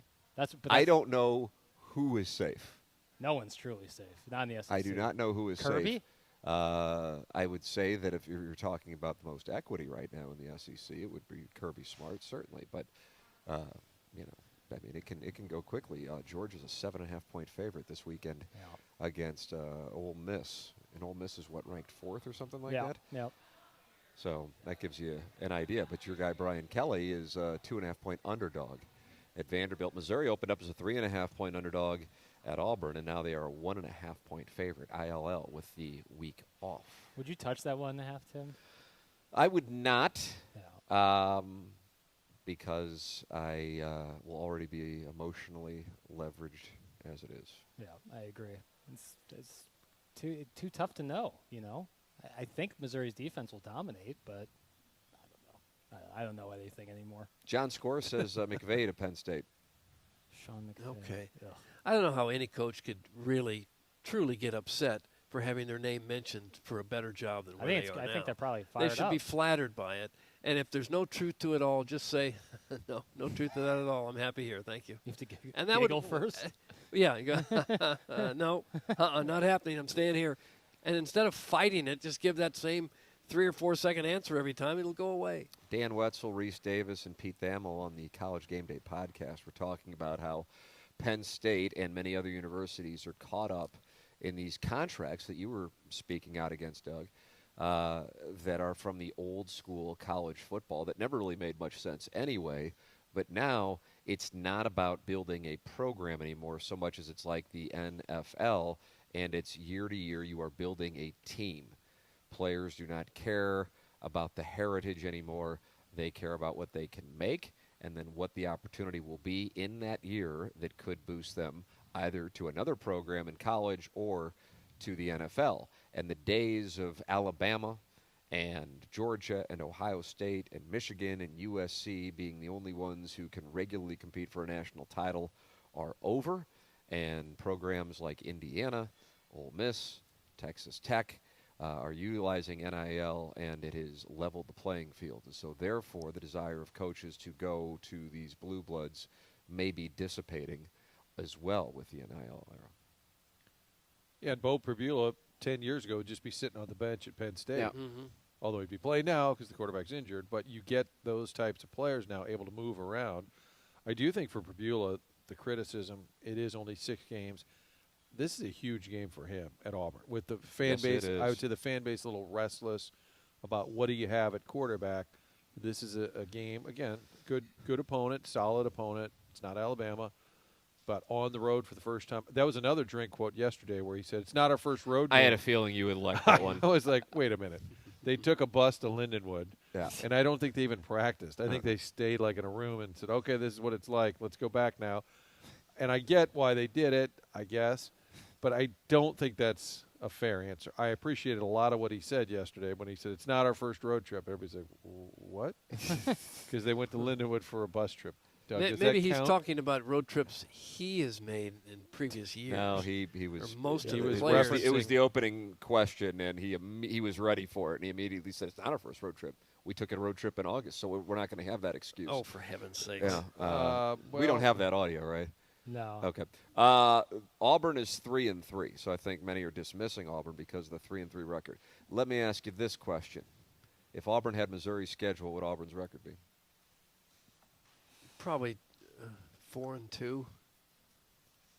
Lose to Alabama. Yeah.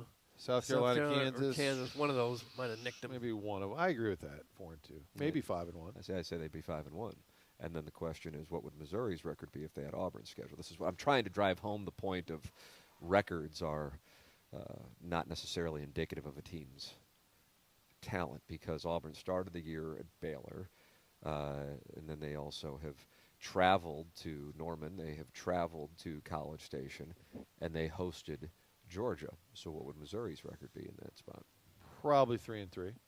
3-3 or 4-2, I think would be fair. Yeah. So I think what winds up happening, especially in 2025, and in the SEC, I'm of the opinion that 15 of the 16 teams can beat anybody. I include Mississippi State and Arkansas in there. That you're going to have programs with fans who think that they are automatically going to beat certain schools, have their interpretation of the program's current status dictated by the rules of even 2021 or 2022, and those rules are totally blown up 1,000 days later. And that is why you have programs and coaches on the verge of firings because the expectations are not reasonable. And so that is why I think you will continue to see coaches get whacked, because you have boosters who really do control these programs reacting to a time that is now in the past. It is not the way that it is right now. I don't know if there is one game, and by the way, I include Texas and Kentucky, that I would feel 100% certain that a team in the SEC wins this weekend. As ridiculous as that may sound. You go, well, what about Alabama? Alabama's playing Tennessee. You know, what about Georgia? Georgia's playing Ole Miss. Texas, they're at Kentucky at night.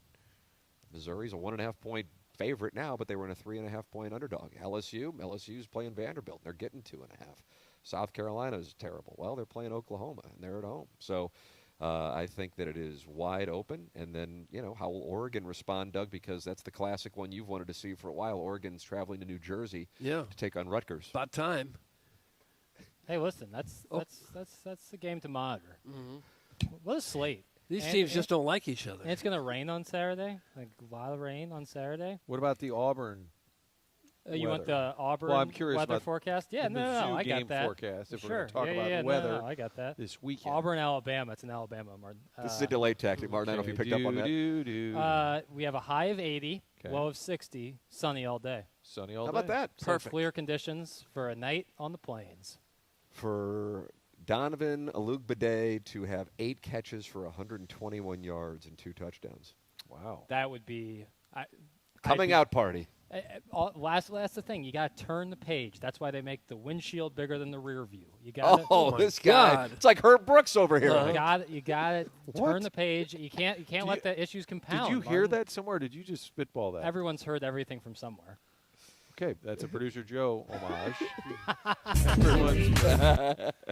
What? Yeah, I definitely heard it somewhere. I like that. But you got to turn the page, as Drink said. Like, you can't let last week dictate. Everything's still in front of you. Well, and you hope like Speedy Key turns the page. Speedy It isn't Keys. kind of bitter. Like yeah, I think a lot of that even is Coleman, in the get him moment. the ball. Norfleet, get him the ball. A lot of guys in the moment Hardy, are going to act get a him the ball. certain way. I know that it's not the best, as optics-wise, not great, but like I'd be pretty frustrated too. Were there Tiger nationalists tweeting about the optics? I'm sure. I tried my best to tune it out. I took like a day off of everything on Sunday. Did you?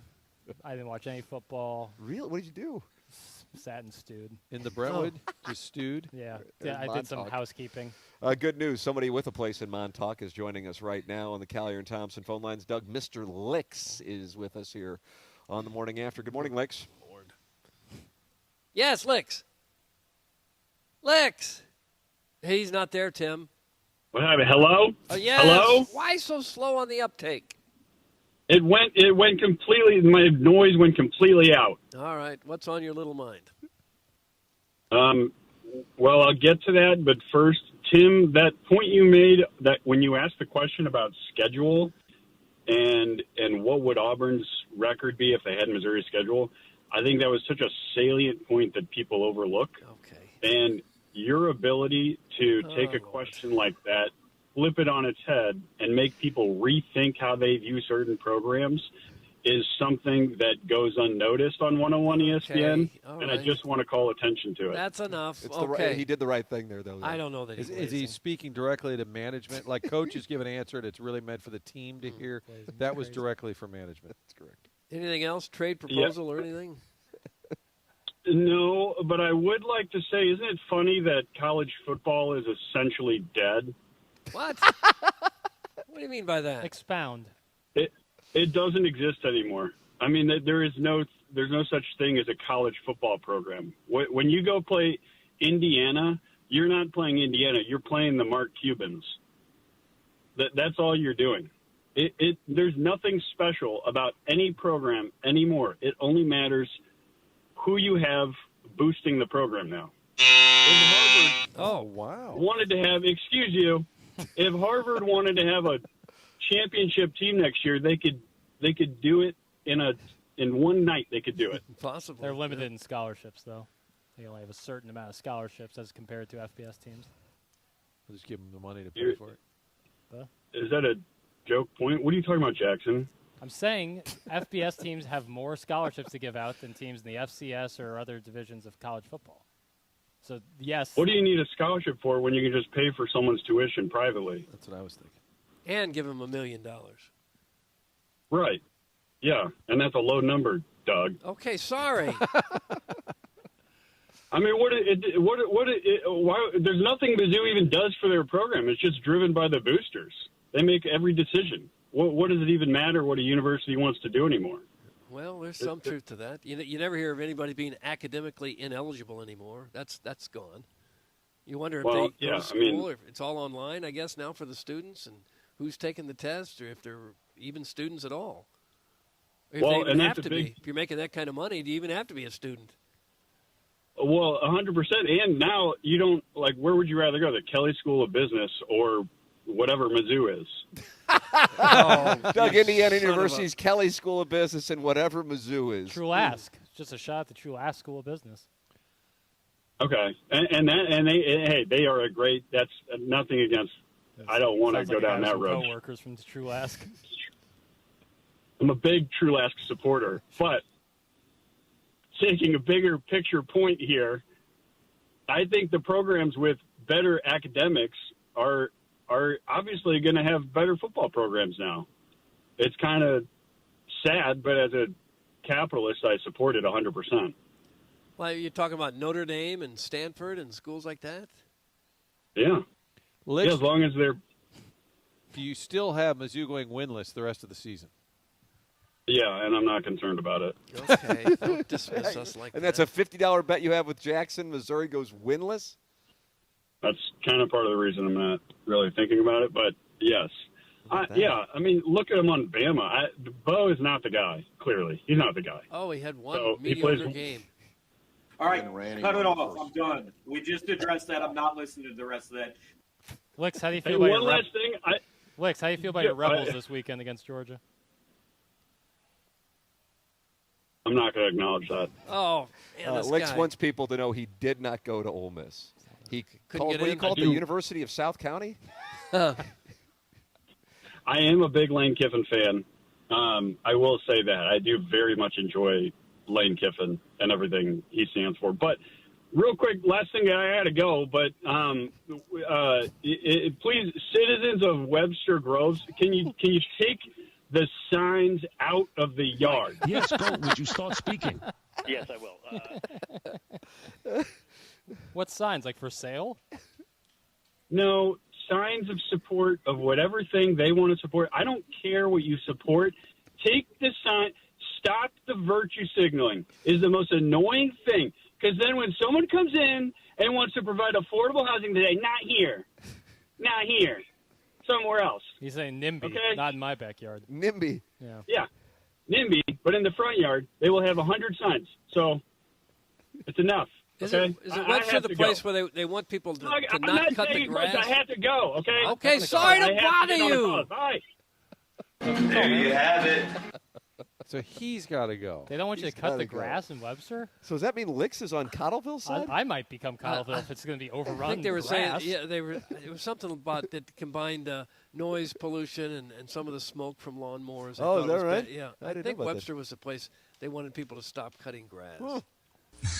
Okay. Yeah, I agree with some harsh. Going to bring in goats? I don't know what the alternative was What's there. the plan? I would like to hear. Scissor cut. Can a Webster call in and verify this? Yeah. It's part of that war between Webster and Cottleville. I just don't want it to be bullcrap reporting. I would like to get to the bottom of this. 314-974-0101. A lot of support for Mr. Licks, surprisingly. Don't get me wrong, a lot of hatred as well. But people, whether it be the Webster Groves thoughts or just college football as a whole, yeah, he's right. I mean, but that's the overall point, is that college football now is about boosters and a program that can be kind of a nothing with the proper amount of dollars can hire a team and go from nothing to something real quickly. It's strictly business. Where once it might seem like a couple of college guys playing football, now, make no mistake, It is strictly business. And the academic and eligibility thing is gone. Right. That used to be something, though, like, oh, he might not play because he's struggling in, food and nutrition, which I did take with Cauldron off Easter in '98, Jackson. Tough class? I mean, a lot of the members of the team were in there with me. Yeah. Yep. Yeah. J school and football team. I had a lot of classes where football guys were in the classes. And as soon that first day when you walk in and it's 18 football players in the back, you're like, this will be an easy one. I took coaching of baseball, And the first day, every athlete in the school was there. Kellen Winslow was there. Yeah. They were all in there. Yeah. The second day was me and one other nerd, and that was about it. That was about it and everyone got an A. They used to post the scores outside the classrooms, but by student number, you could see everyone got an A. It was 3-hour A for everybody. And they didn't show up. I'm telling you, they didn't show up. What did food and nutrition? Does it have a slideshow? Here's the fats. Here's what you don't want to eat. You can email in for our Design, Air, Heating, and Cooling email today, which is coming up at 10:45 on the Stiefel dossier. Martin, would you like to tell us about Auto Loan Pro? Yes, Auto Loan Pro. I got the new report right here. New report. AutoLoanPro.com. That's the website you can go to if you're in the market for a new car. They're going to help you, whatever your circumstances, whatever your situation is. Auto Loan Pro is going to get you into that new car with little to no money down. They'll also make sure you get the best rates possible. They do that by working with over 50 different lenders. They know it's a little complicated, some of the financing, especially if you've had a hiccup. Auto Loan Pro gets it done for you, gets you into that new vehicle.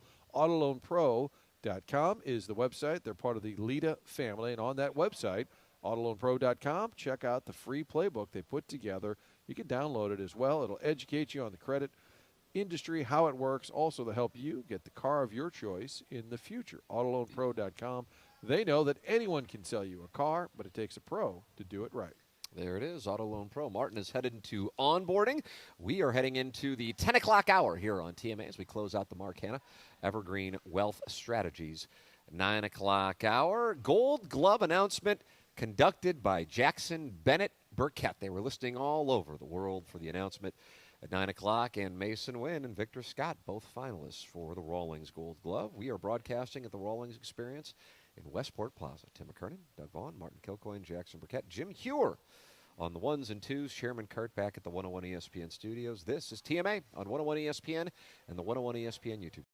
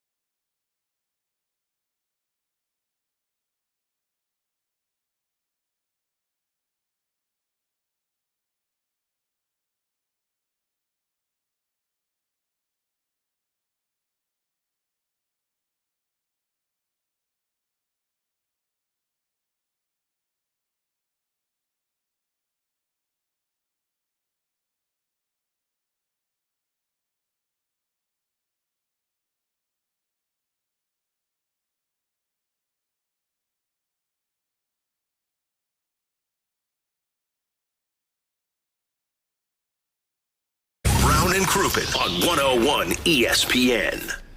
Welcome back to the morning after. It is 101 ESPN. Tim McKernan, Doug Vaughn, Jackson Burkett with you here in the 10 o'clock hour as the show broadcasts from the Rawlings Experience at Westport Plaza. You can always go back and watch the show, podcast the program, podcast via the Schaefer Door podcast.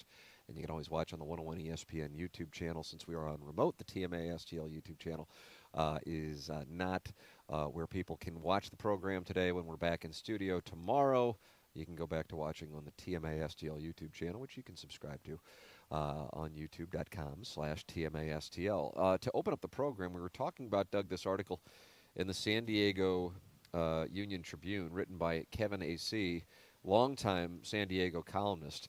And it's on Mike Shildt's decision to leave the Padres. And the San Diego Union Tribune spoke with 20 sources associated with the Padres talking about their frustrations in the tense atmosphere in dealing with Shildt. And then later on in the article, it says, different place, similar story. During spring training in 2022, his first as an advisor with the Padres, Shildt reflected on what led to his being fired by the Cardinals 5 months earlier. Quote, I do recognize I care too much, and so I held accountability to these departments that I didn't have the autonomy for.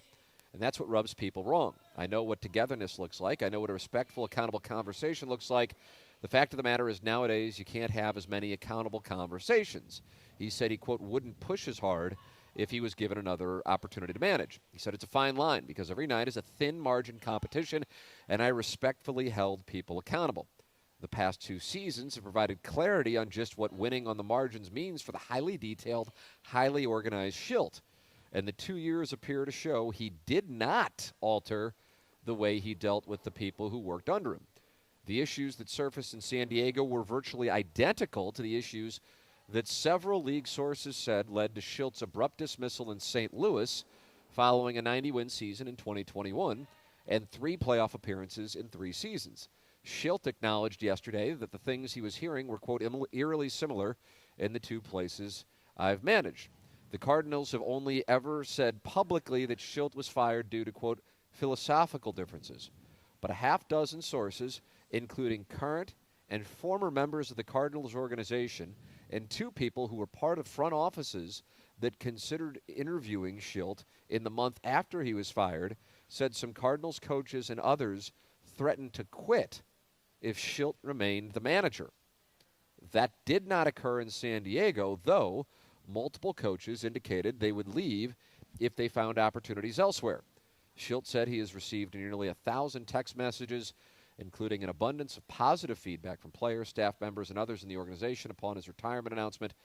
In the course of reporting on Shildt's relationships with people in the organization, multiple people said they held Shildt in high regard and had never had a negative experience with him. A couple staff members who acknowledged Shildt pushed extremely hard and that there was discouragement among a number of coaches also said they strongly believe Shildt's only goal was for his coaches to be the best that they could be. So the San Diego Union Tribune spoke with some Cardinal sources who confirmed that there were behavioral issues and that people had threatened to quit if Shildt remained the manager in St. Louis. It must have been pretty over-the-top behavioral issues for that to happen, because I would think generally major league players and coaches have a pretty thick skin. They've been through a lot to get there. Tough guys physically and mentally. And if they've had enough, they've no doubt worked under other people too, there must be something to the smoke. There's some fire there. Because you haven't heard that about any other manager that I can think of in recent years. No. Where he rubbed so many people the wrong way that they were all going to quit or maybe take some sort of legal action because of the workplace environment. Especially in baseball. Just doesn't seem like the right sport for something like that to happen. Yeah. For the record, Shildt says he has no intention to go back into managing. He told Kevin A.C. that he said he would be interested in going back into player development, but he has no desire to return to the dugout as a manager. Well, I expect if you're a guy that has a kind of personality where you have to control everything, every little detail, and perhaps that was him too, I could see where he could get frustrated and say, I can't control every little thing and every person here, so I don't really want to do it. Maybe that's part of the problem, too. Ian LaPerriere says it's pretty obvious he retired because the hot seat he was put on by Jackson early in the season turned out to be too much for him to handle. Yeah, that's too. from Lappy. Yeah. Do you feel like you have some responsibility in this? I don't. It wasn't never my intention for anyone to lose their job. No. I just want everyone to prosper. I just had a feeling deep inside of me that that wasn't Shildt wasn't long for the Padres. Well, if you want everyone to prosper, you should steer them towards Stiefel. Well, it's an investment services outfit since 1890. Historic St. Louis company, been around that long. We know them for sponsoring the Cardinals and the Blues and Stiefel Charity Classic and Stiefel Theater. They sponsor so many things around town to make it better. Stiefel is a diversified global wealth management and investment banking company focused on building relationships that help individuals, families, and organizations pursue their financial goals. The iconic image of the bull and the bear shows the dedication and spirit of each of their members in the firm. They are individually and collectively committed to using the forces of the market to benefit their clients, and they've been doing that for more than 100 years now. And it's a great place to work, too. #1 wealth management firm for employee advisor satisfaction for 3 years in a row. Stiefel, great place to work, great people to work with to grow your wealth. That's Stiefel, Nicholas, NYSE, and SIPC. There it is. TMA broadcasting live from the Rawlings Experience at Westport Plaza. You can watch the show on the 101 ESPN YouTube channel. And, of course, you can always stream it on the 101 ESPN app or the TMA STL app. Tim McKernan, Doug Vaughn, and Jackson Burkett with you as we broadcast live from the Rawlings Experience on the morning after. Presented to you by Brown & Crouppen on 101 ESPN.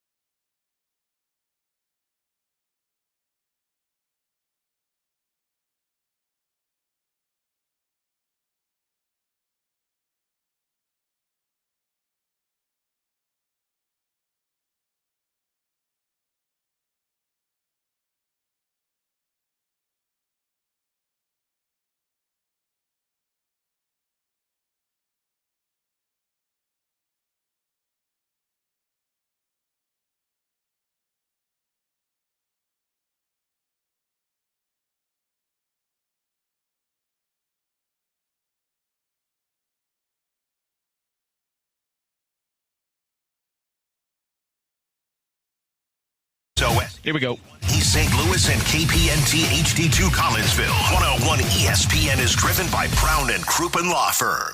TMA is broadcasting live from the Rawlings Experience at Westport Plaza for the revealing of this year's Gold Glove Award finalists on 101 ESPN.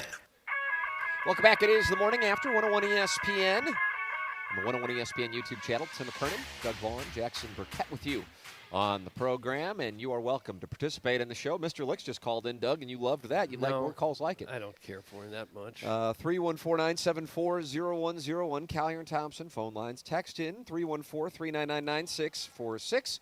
That is from the Air Comfort Service text inbox, and then, of course, email in. That is coming up at approximately 10:45, 10:50 on the Stiefel dossier the morning after at InsideSTL.com for our Design Air Heating and Cooling email today. Design Air is online at DesignAirService.com. Seth Goldcamp and his staff are coming to my house here in a couple weeks to tune up our furnace for the cold weather months. It took me less than 2 minutes to go to DesignAirService.com and sign up for the furnace tune-up. And now we have peace of mind for the cold weather months that we will be good to go when the winter weather hits. It's so easy. That's what Design Air Heating and Cooling does. They make it easy, and they give you peace of mind. Martin is a client. Doug is a client. I am a client.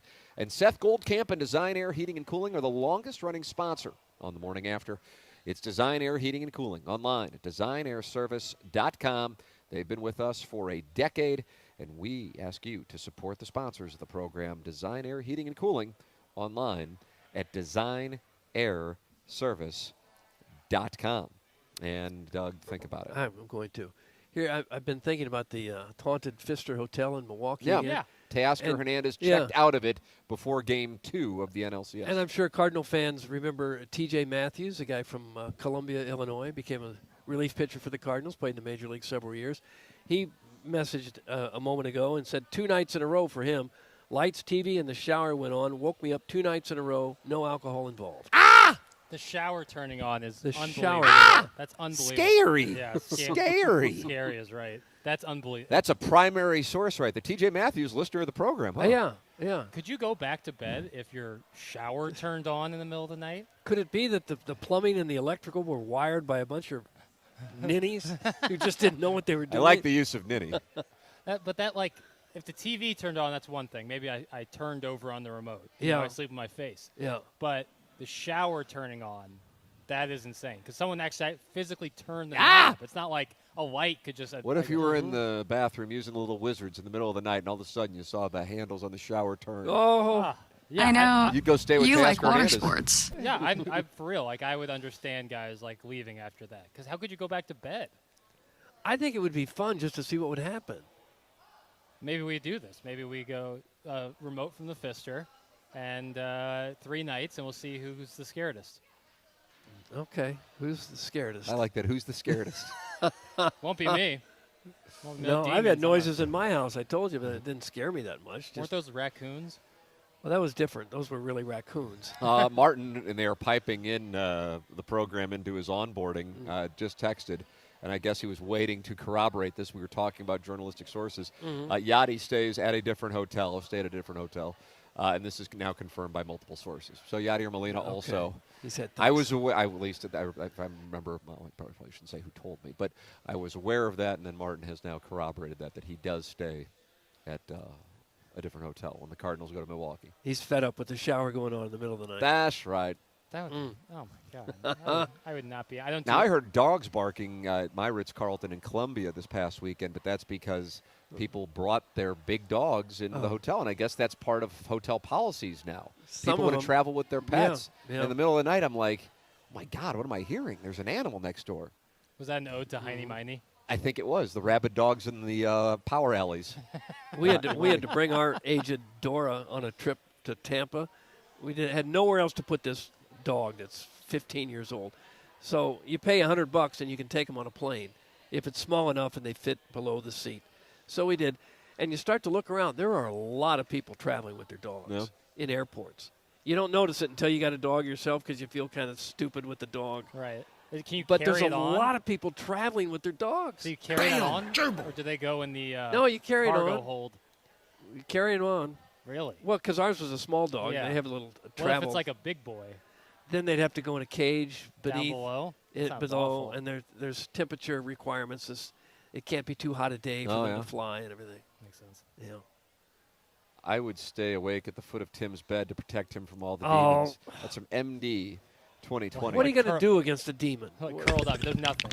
You need You just have to sit there and take it. If a demon possesses you, you're cooked. Is that right? Oh, I mean, unless you can get Do you have a source? exorcism quickly. A quick, fast, and efficient exorcism? Yeah, maybe we should start that business. Drive-through exorcisms? Yeah, like an urgent care for exorcisms. Mm-hmm. Doug's slutty dog Tinsel made the rounds at the Ramada I stayed at in Crestwood. That's from Dale and Grubville. Is that correct? Tinsel? Tinsel was a slut. I would have a I'm the mail callers, they'd come from a mile away. I smell that dog in heat. This dude right here, he handling that thoroughly. You feel Stephen me? A. Smith or Fran Brown. I can't tell the difference Either. anymore. I would have a real problem if I was woken up in the middle of the night because a dog was barking at the hotel I was Well, staying that's at. what happened. I'd have a real problem. I was with in a that. bad state of mind at 11 o'clock when I walked into Fro Field because of a dog next door. Yeah, I would be furious. They couldn't quiet it? The people had to be right there. with Oh, the yeah. It was a loud, large dog. Wow. Yeah. I like kittens and bunnies. I love that dogs bring people together, like people who would normally hate each other bond over their love of dogs. Mm-hmm. But dog culture is also way out of control. Uh-oh, this is Jackson's anti-dog stance. Here it comes. It's a real paradox because I do think it is a unifying love. Like everyone loves dogs, but it's dog culture's gotten crazy. Chairman Kurt's buzzing you. People won't go on vacation like I can't leave my dog that long. Like that's insane to me. But I don't. Well, you own a dog. can't. A dog, unlike a cat, a dog doesn't really take care of itself. I know. It's a problem. Jackson would for sure put a dog in the cargo hold. That's from KG's Jock Sniffer. Well, if I had a dog, which would mean hell froze over. Wow! I would definitely not travel with it. What do you call it when you give it to somebody and they sit there? Crate it? Kennel it? Kennel, yeah. Yeah, put it in a kennel. You never heard of a dog going in a kennel? No, I have. I just didn't remember. I don't remember the vernacular. All right. According to who? Arch said that to you? No. Move to Chicago. We don't want a dog hater here in St. Louis. That's from St. Lunatic 92. I don't hate dogs. Do you like dogs? No, but clip that off. Like I don't want to be around them. Maybe you've been around poorly behaved dog. A poorly behaved dog is just a mess. I've liked a lot of dogs, in fairness, but in general, no. Okay. That's Even my- a soft little cuddly dog that wants to be petted? Those are yappy. Not all of them are. No. Mostly. That's my biggest thing. If it's a non-yappy, non-excited dog, I'm in. Like a hound that sits on the front porch. A hound, like a basset hound. Yeah, that doesn't do anything. That's my kind of dog. Jackson isn't man enough to have a dog. That's from the 618. That's exactly right. That's the reason that I did my distaste, because I'm not man enough. Stop your crap right now. I'm just a boy. I'm a little boy. That sums up Piddles. Hates dogs, hates hockey, hates apple pie, hates America, and loves communism. Off to 670 to score with this Jamoke. That's from the Veiled Prophet. I don't hate anything. What about Tennessee? People confuse indifference for hate. Like, I just don't really care. Well, about as certain a things. single gentleman, you don't want to be tied down with a dog right now. You want to be fluid like George Clooney and up in the air. No commitments. Yes, and I want to have an apartment just like he did. There you go, Doug. Nothing. What was it like? The only decoration on the wall was like a pizza restaurant's menu on his fridge. A minimalist. It looked great. That's what you want. Yeah, his apartment was like the American Airlines Sky Club. That sounds like a cool life, you know. I don't think I could fire that many people like he did. Jackson's a cat guy. Weirdo. Lols. That's from the 618. Good text.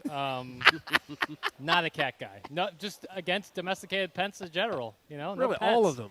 Yeah, name me a pet. I probably wouldn't want it. You know, gerbil. That was the first one.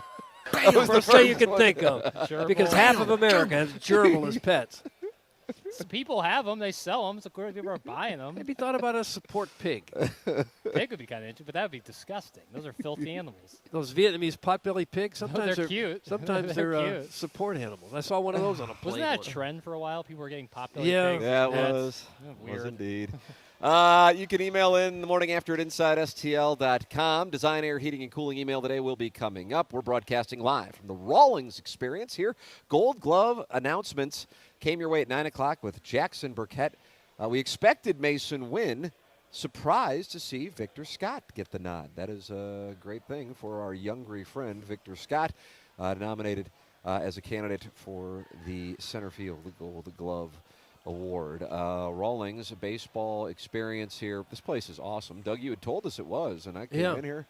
Great merchandise. Yeah, it'll knock too. your socks off. If you love baseball, especially baseball equipment and the gloves, you will love this place. It is really cool. It really is. It is at Westport Plaza, and that's where we're broadcasting. We have the Design, Air, Heating, and Cooling email of the day coming up on the Stiefel dossier. Jeremy Rutherford was with us earlier on the program, and you can go back and podcast anything on TMA via the Schaefer Door Company podcast app. Jeremy Rutherford with us, brought to you by Mark Hanna of Evergreen Wealth Strategies.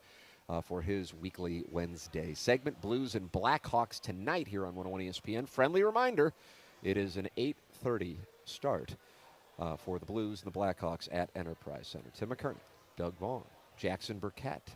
This is TMA 101 ESPN.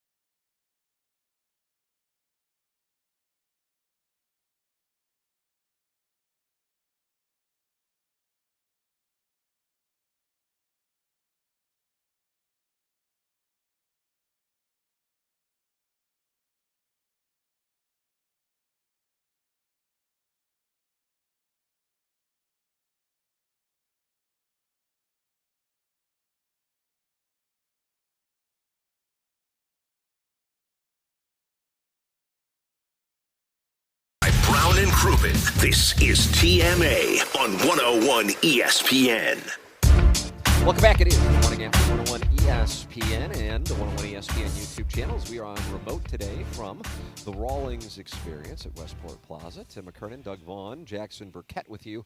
Chairman Kurt is on the ones and twos back at 101 ESPN, and the great Jim Hewer is here on remote with us for the broadcast. BK and Ferrario coming up in 22 minutes on 101 ESPN. On the Stiefel dossier, we will have the Design Air Heating and Cooling email today coming up at about 10:50. It is October, and this is when the weather really starts to shift. The mornings are crisp, the evenings are cooler, and before long, those chilly fall breezes will turn into full-blown winter winds. If your home's already feeling drafty or your energy bills are creeping up, now is the time to do something about it before the cold really sets in. And Universal Windows Direct is making it easier than ever with an October deal that's packed with value. Right now, buy 2 windows, get 2 free with no limit, plus enjoy 0% interest for 3 full years.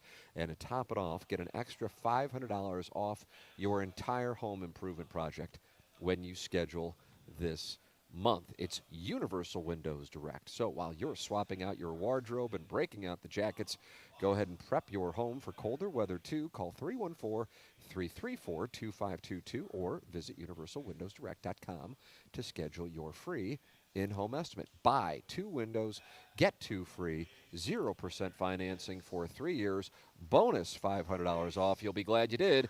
And just like me, you'll be saying, I love my windows. Listen, Doug, they love their windows here at the Rawlings Experience. Unbelievable. I think somebody just won a trip. Not the trip to Scotland. That's Martin's trip. Right. This is a trip for the employees here at Rawlings. Where'd you want to win a trip to, Doug? That's a good question. If I could go anywhere, maybe Australia. I've always kind of wanted to go to see Australia. Because you've been to hedonism so many times? Yeah. After you do hedonism 10, 12 times, you want to go see something else. Australia's a nice play. If it just weren't so far away.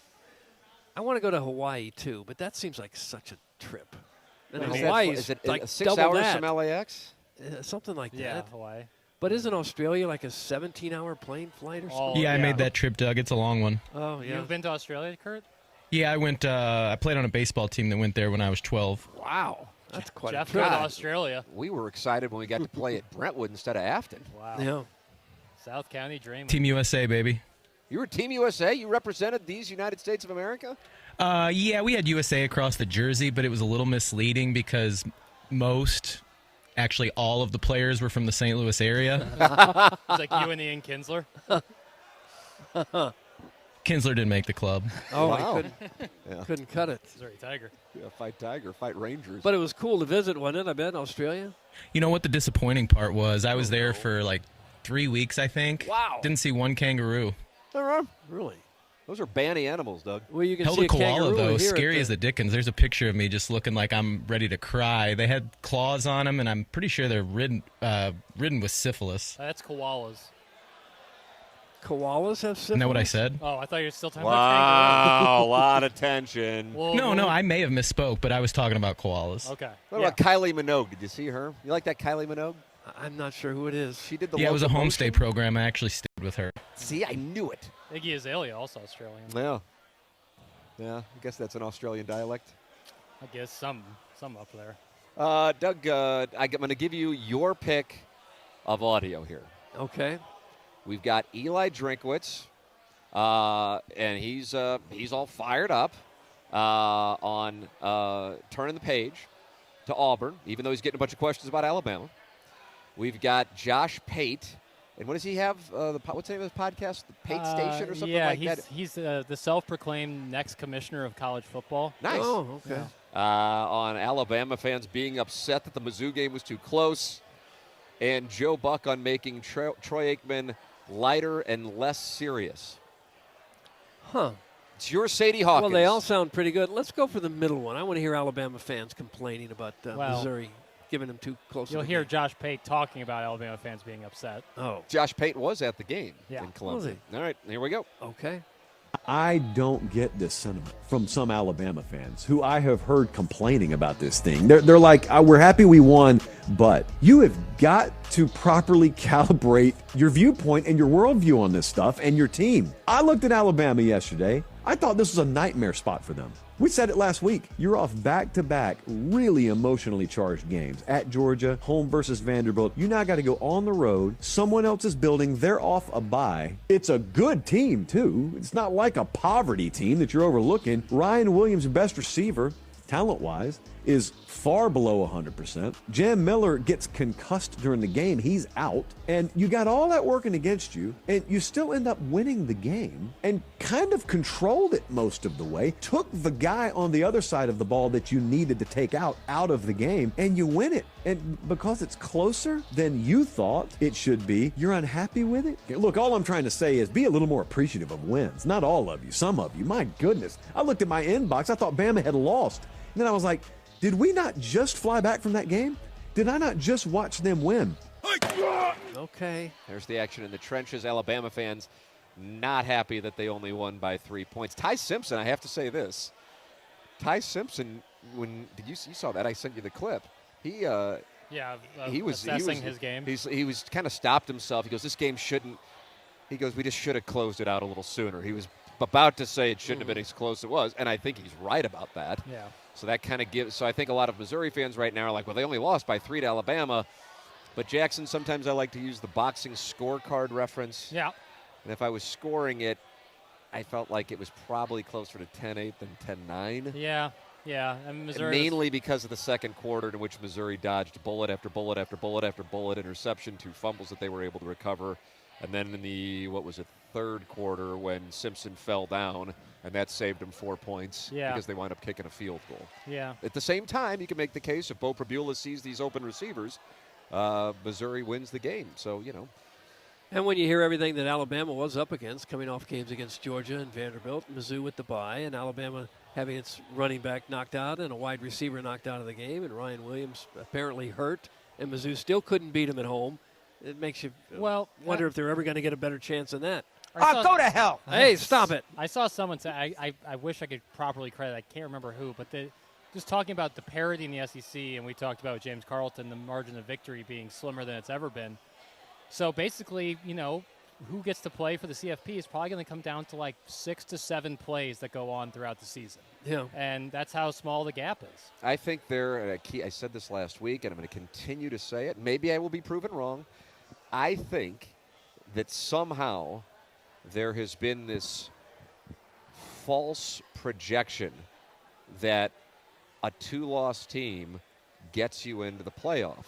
And I think, and I could be off on this, because of the pushback in particular on SMU, Boise State was a conference champion, but certainly SMU, that I think the committee in 2025 is going to look more at who you beat and then how you performed in your losses more so than an even win-loss record or a team that may have one fewer loss than the other team. I really do think that. And so I think it is imperative that if you want to get into the playoff, that you have a couple of great wins and not just a good or great record. Now, maybe I'll be wrong on that, but that is the direction that I think it could go. And so when you kind of look into some teams, like, for example, I saw Stanford Steve last night tweet out his top 10 or 15. Missouri wasn't on it for the record, but I think he had Ole Miss at 4. And when you look at Ole Miss, you kind of go, okay, yeah, what has Ole Miss done? I don't know. I mean, they're undefeated. But, as far as who have they beaten, it's LSU. As far as looking at their wins, they were fighting for their lives against Washington State and against Arkansas. Arkansas had 2 losses in which they were a fumble late away from taking the lead in Memphis and in Oxford. So I think that will factor in. Maybe I will be proven wrong, but I think that part of it was so much pushback on SMU and Boise State, even though I don't think the Boise State pushback is justified. They were an undefeated conference champion. Or maybe they only had 1 loss to Oregon. Yeah. That actually was probably more impressive than just another random win. And they kept it. They were tight with Oregon. I think it was overtime early in the season, and that was an undefeated Oregon team. So with that all said, that is something that I'm keeping an eye on as a Missouri fan, because I kind of feel like there's this thing out there. If Missouri goes 10-2, they're in. I'm not saying they won't be. I'm just saying I don't think that is a lock. It is 10:48 in St. Louis. Time check brought to you by Clarkson Jewelers. This program is called TMA. It's presented by Brown & Crouppen. We're broadcasting live from the Rawlings Experience Design, Air, Heating, and Cooling. Email of the day coming up next on 101.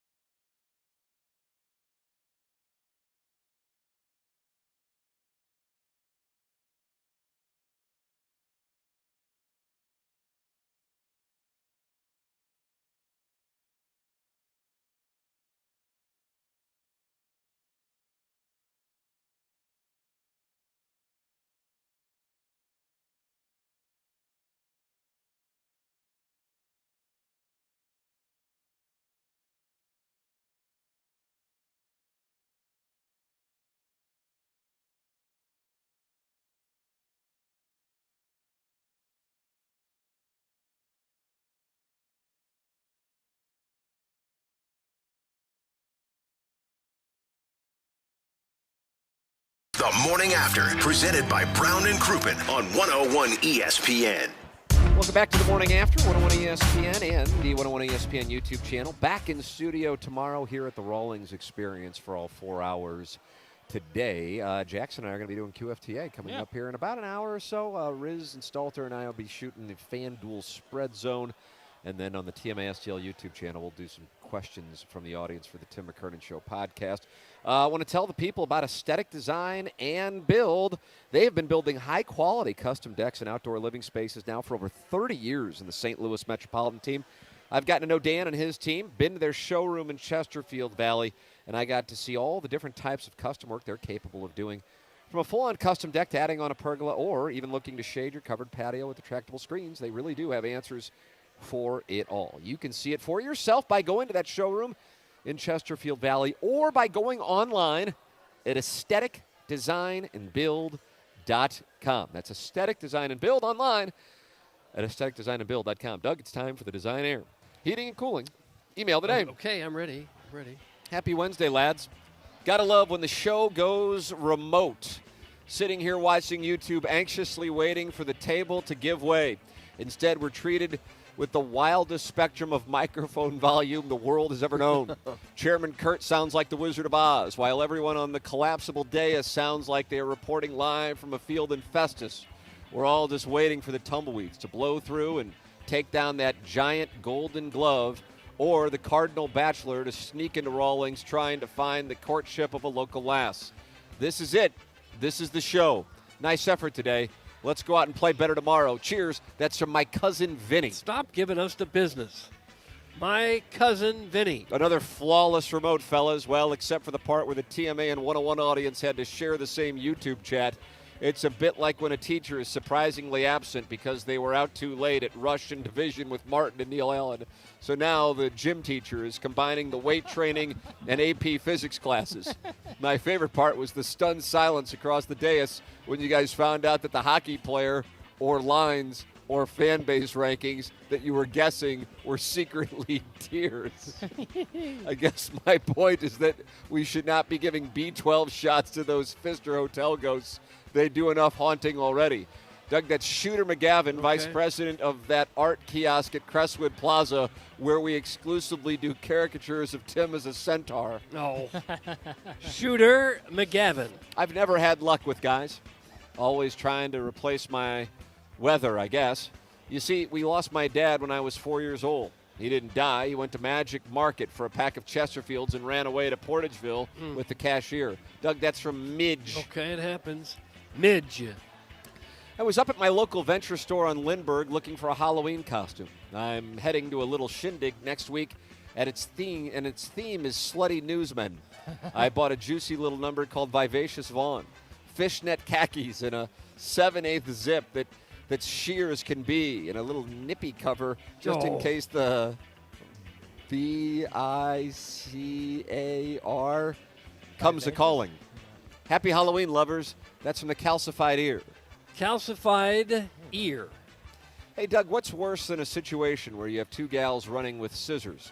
It's two girls scissoring with the runs. Oh, but hey, who is ready for an adventure? Fly business class on Emirates Airline, where you'll step directly onto the tarmac at Hooterville and be #whiff directly into a 1998 Chevy Lumina, where a malnourished 138-pound AM radio board operator will let you view the St. Louis Arch from a distance while he politely asks if he can have a ciggy as you cross into beautiful Sauget, Illinois, where a girl next doors of the months of years past will be commanding the stage. Take this endorsement from adult film actress Ariana Marie and her partner Jack of Spades. He/him. The plow guide was amazing, and he was so graceful and patient as we dealt with Jack of Spades' recent knee injury, where he badly sprained it attempting to bring his hammocks akimbo. Doug, that's from T. Terry T.T. Boy. T. Terry T.T. Boy. I like the opening line. He's new. And finally, why is it that every TMA remote where Libby Jack Virgin Man Bun Dog Hater is absent, the YouTube feed works fine without issue. But when it falls on the shoulders of pale Thomas Anderson, it's one debacle after another. Shoot, we'll fix that, or maybe we won't. I guess Libby Jack was too busy filling the dossier with more lame Pfister Hotel ghost stories nobody cares about to get the TMA YouTube feed working.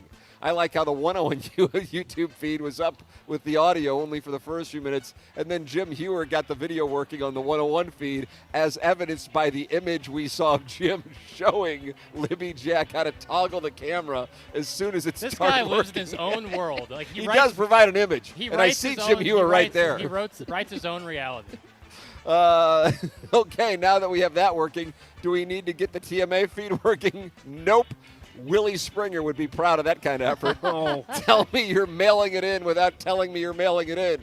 Okay, well, let's load the dossier with a nonsensical article probably written by AI about a sport you're probably ignorant of, ranking the forwards in tiers of all 32 NHL teams.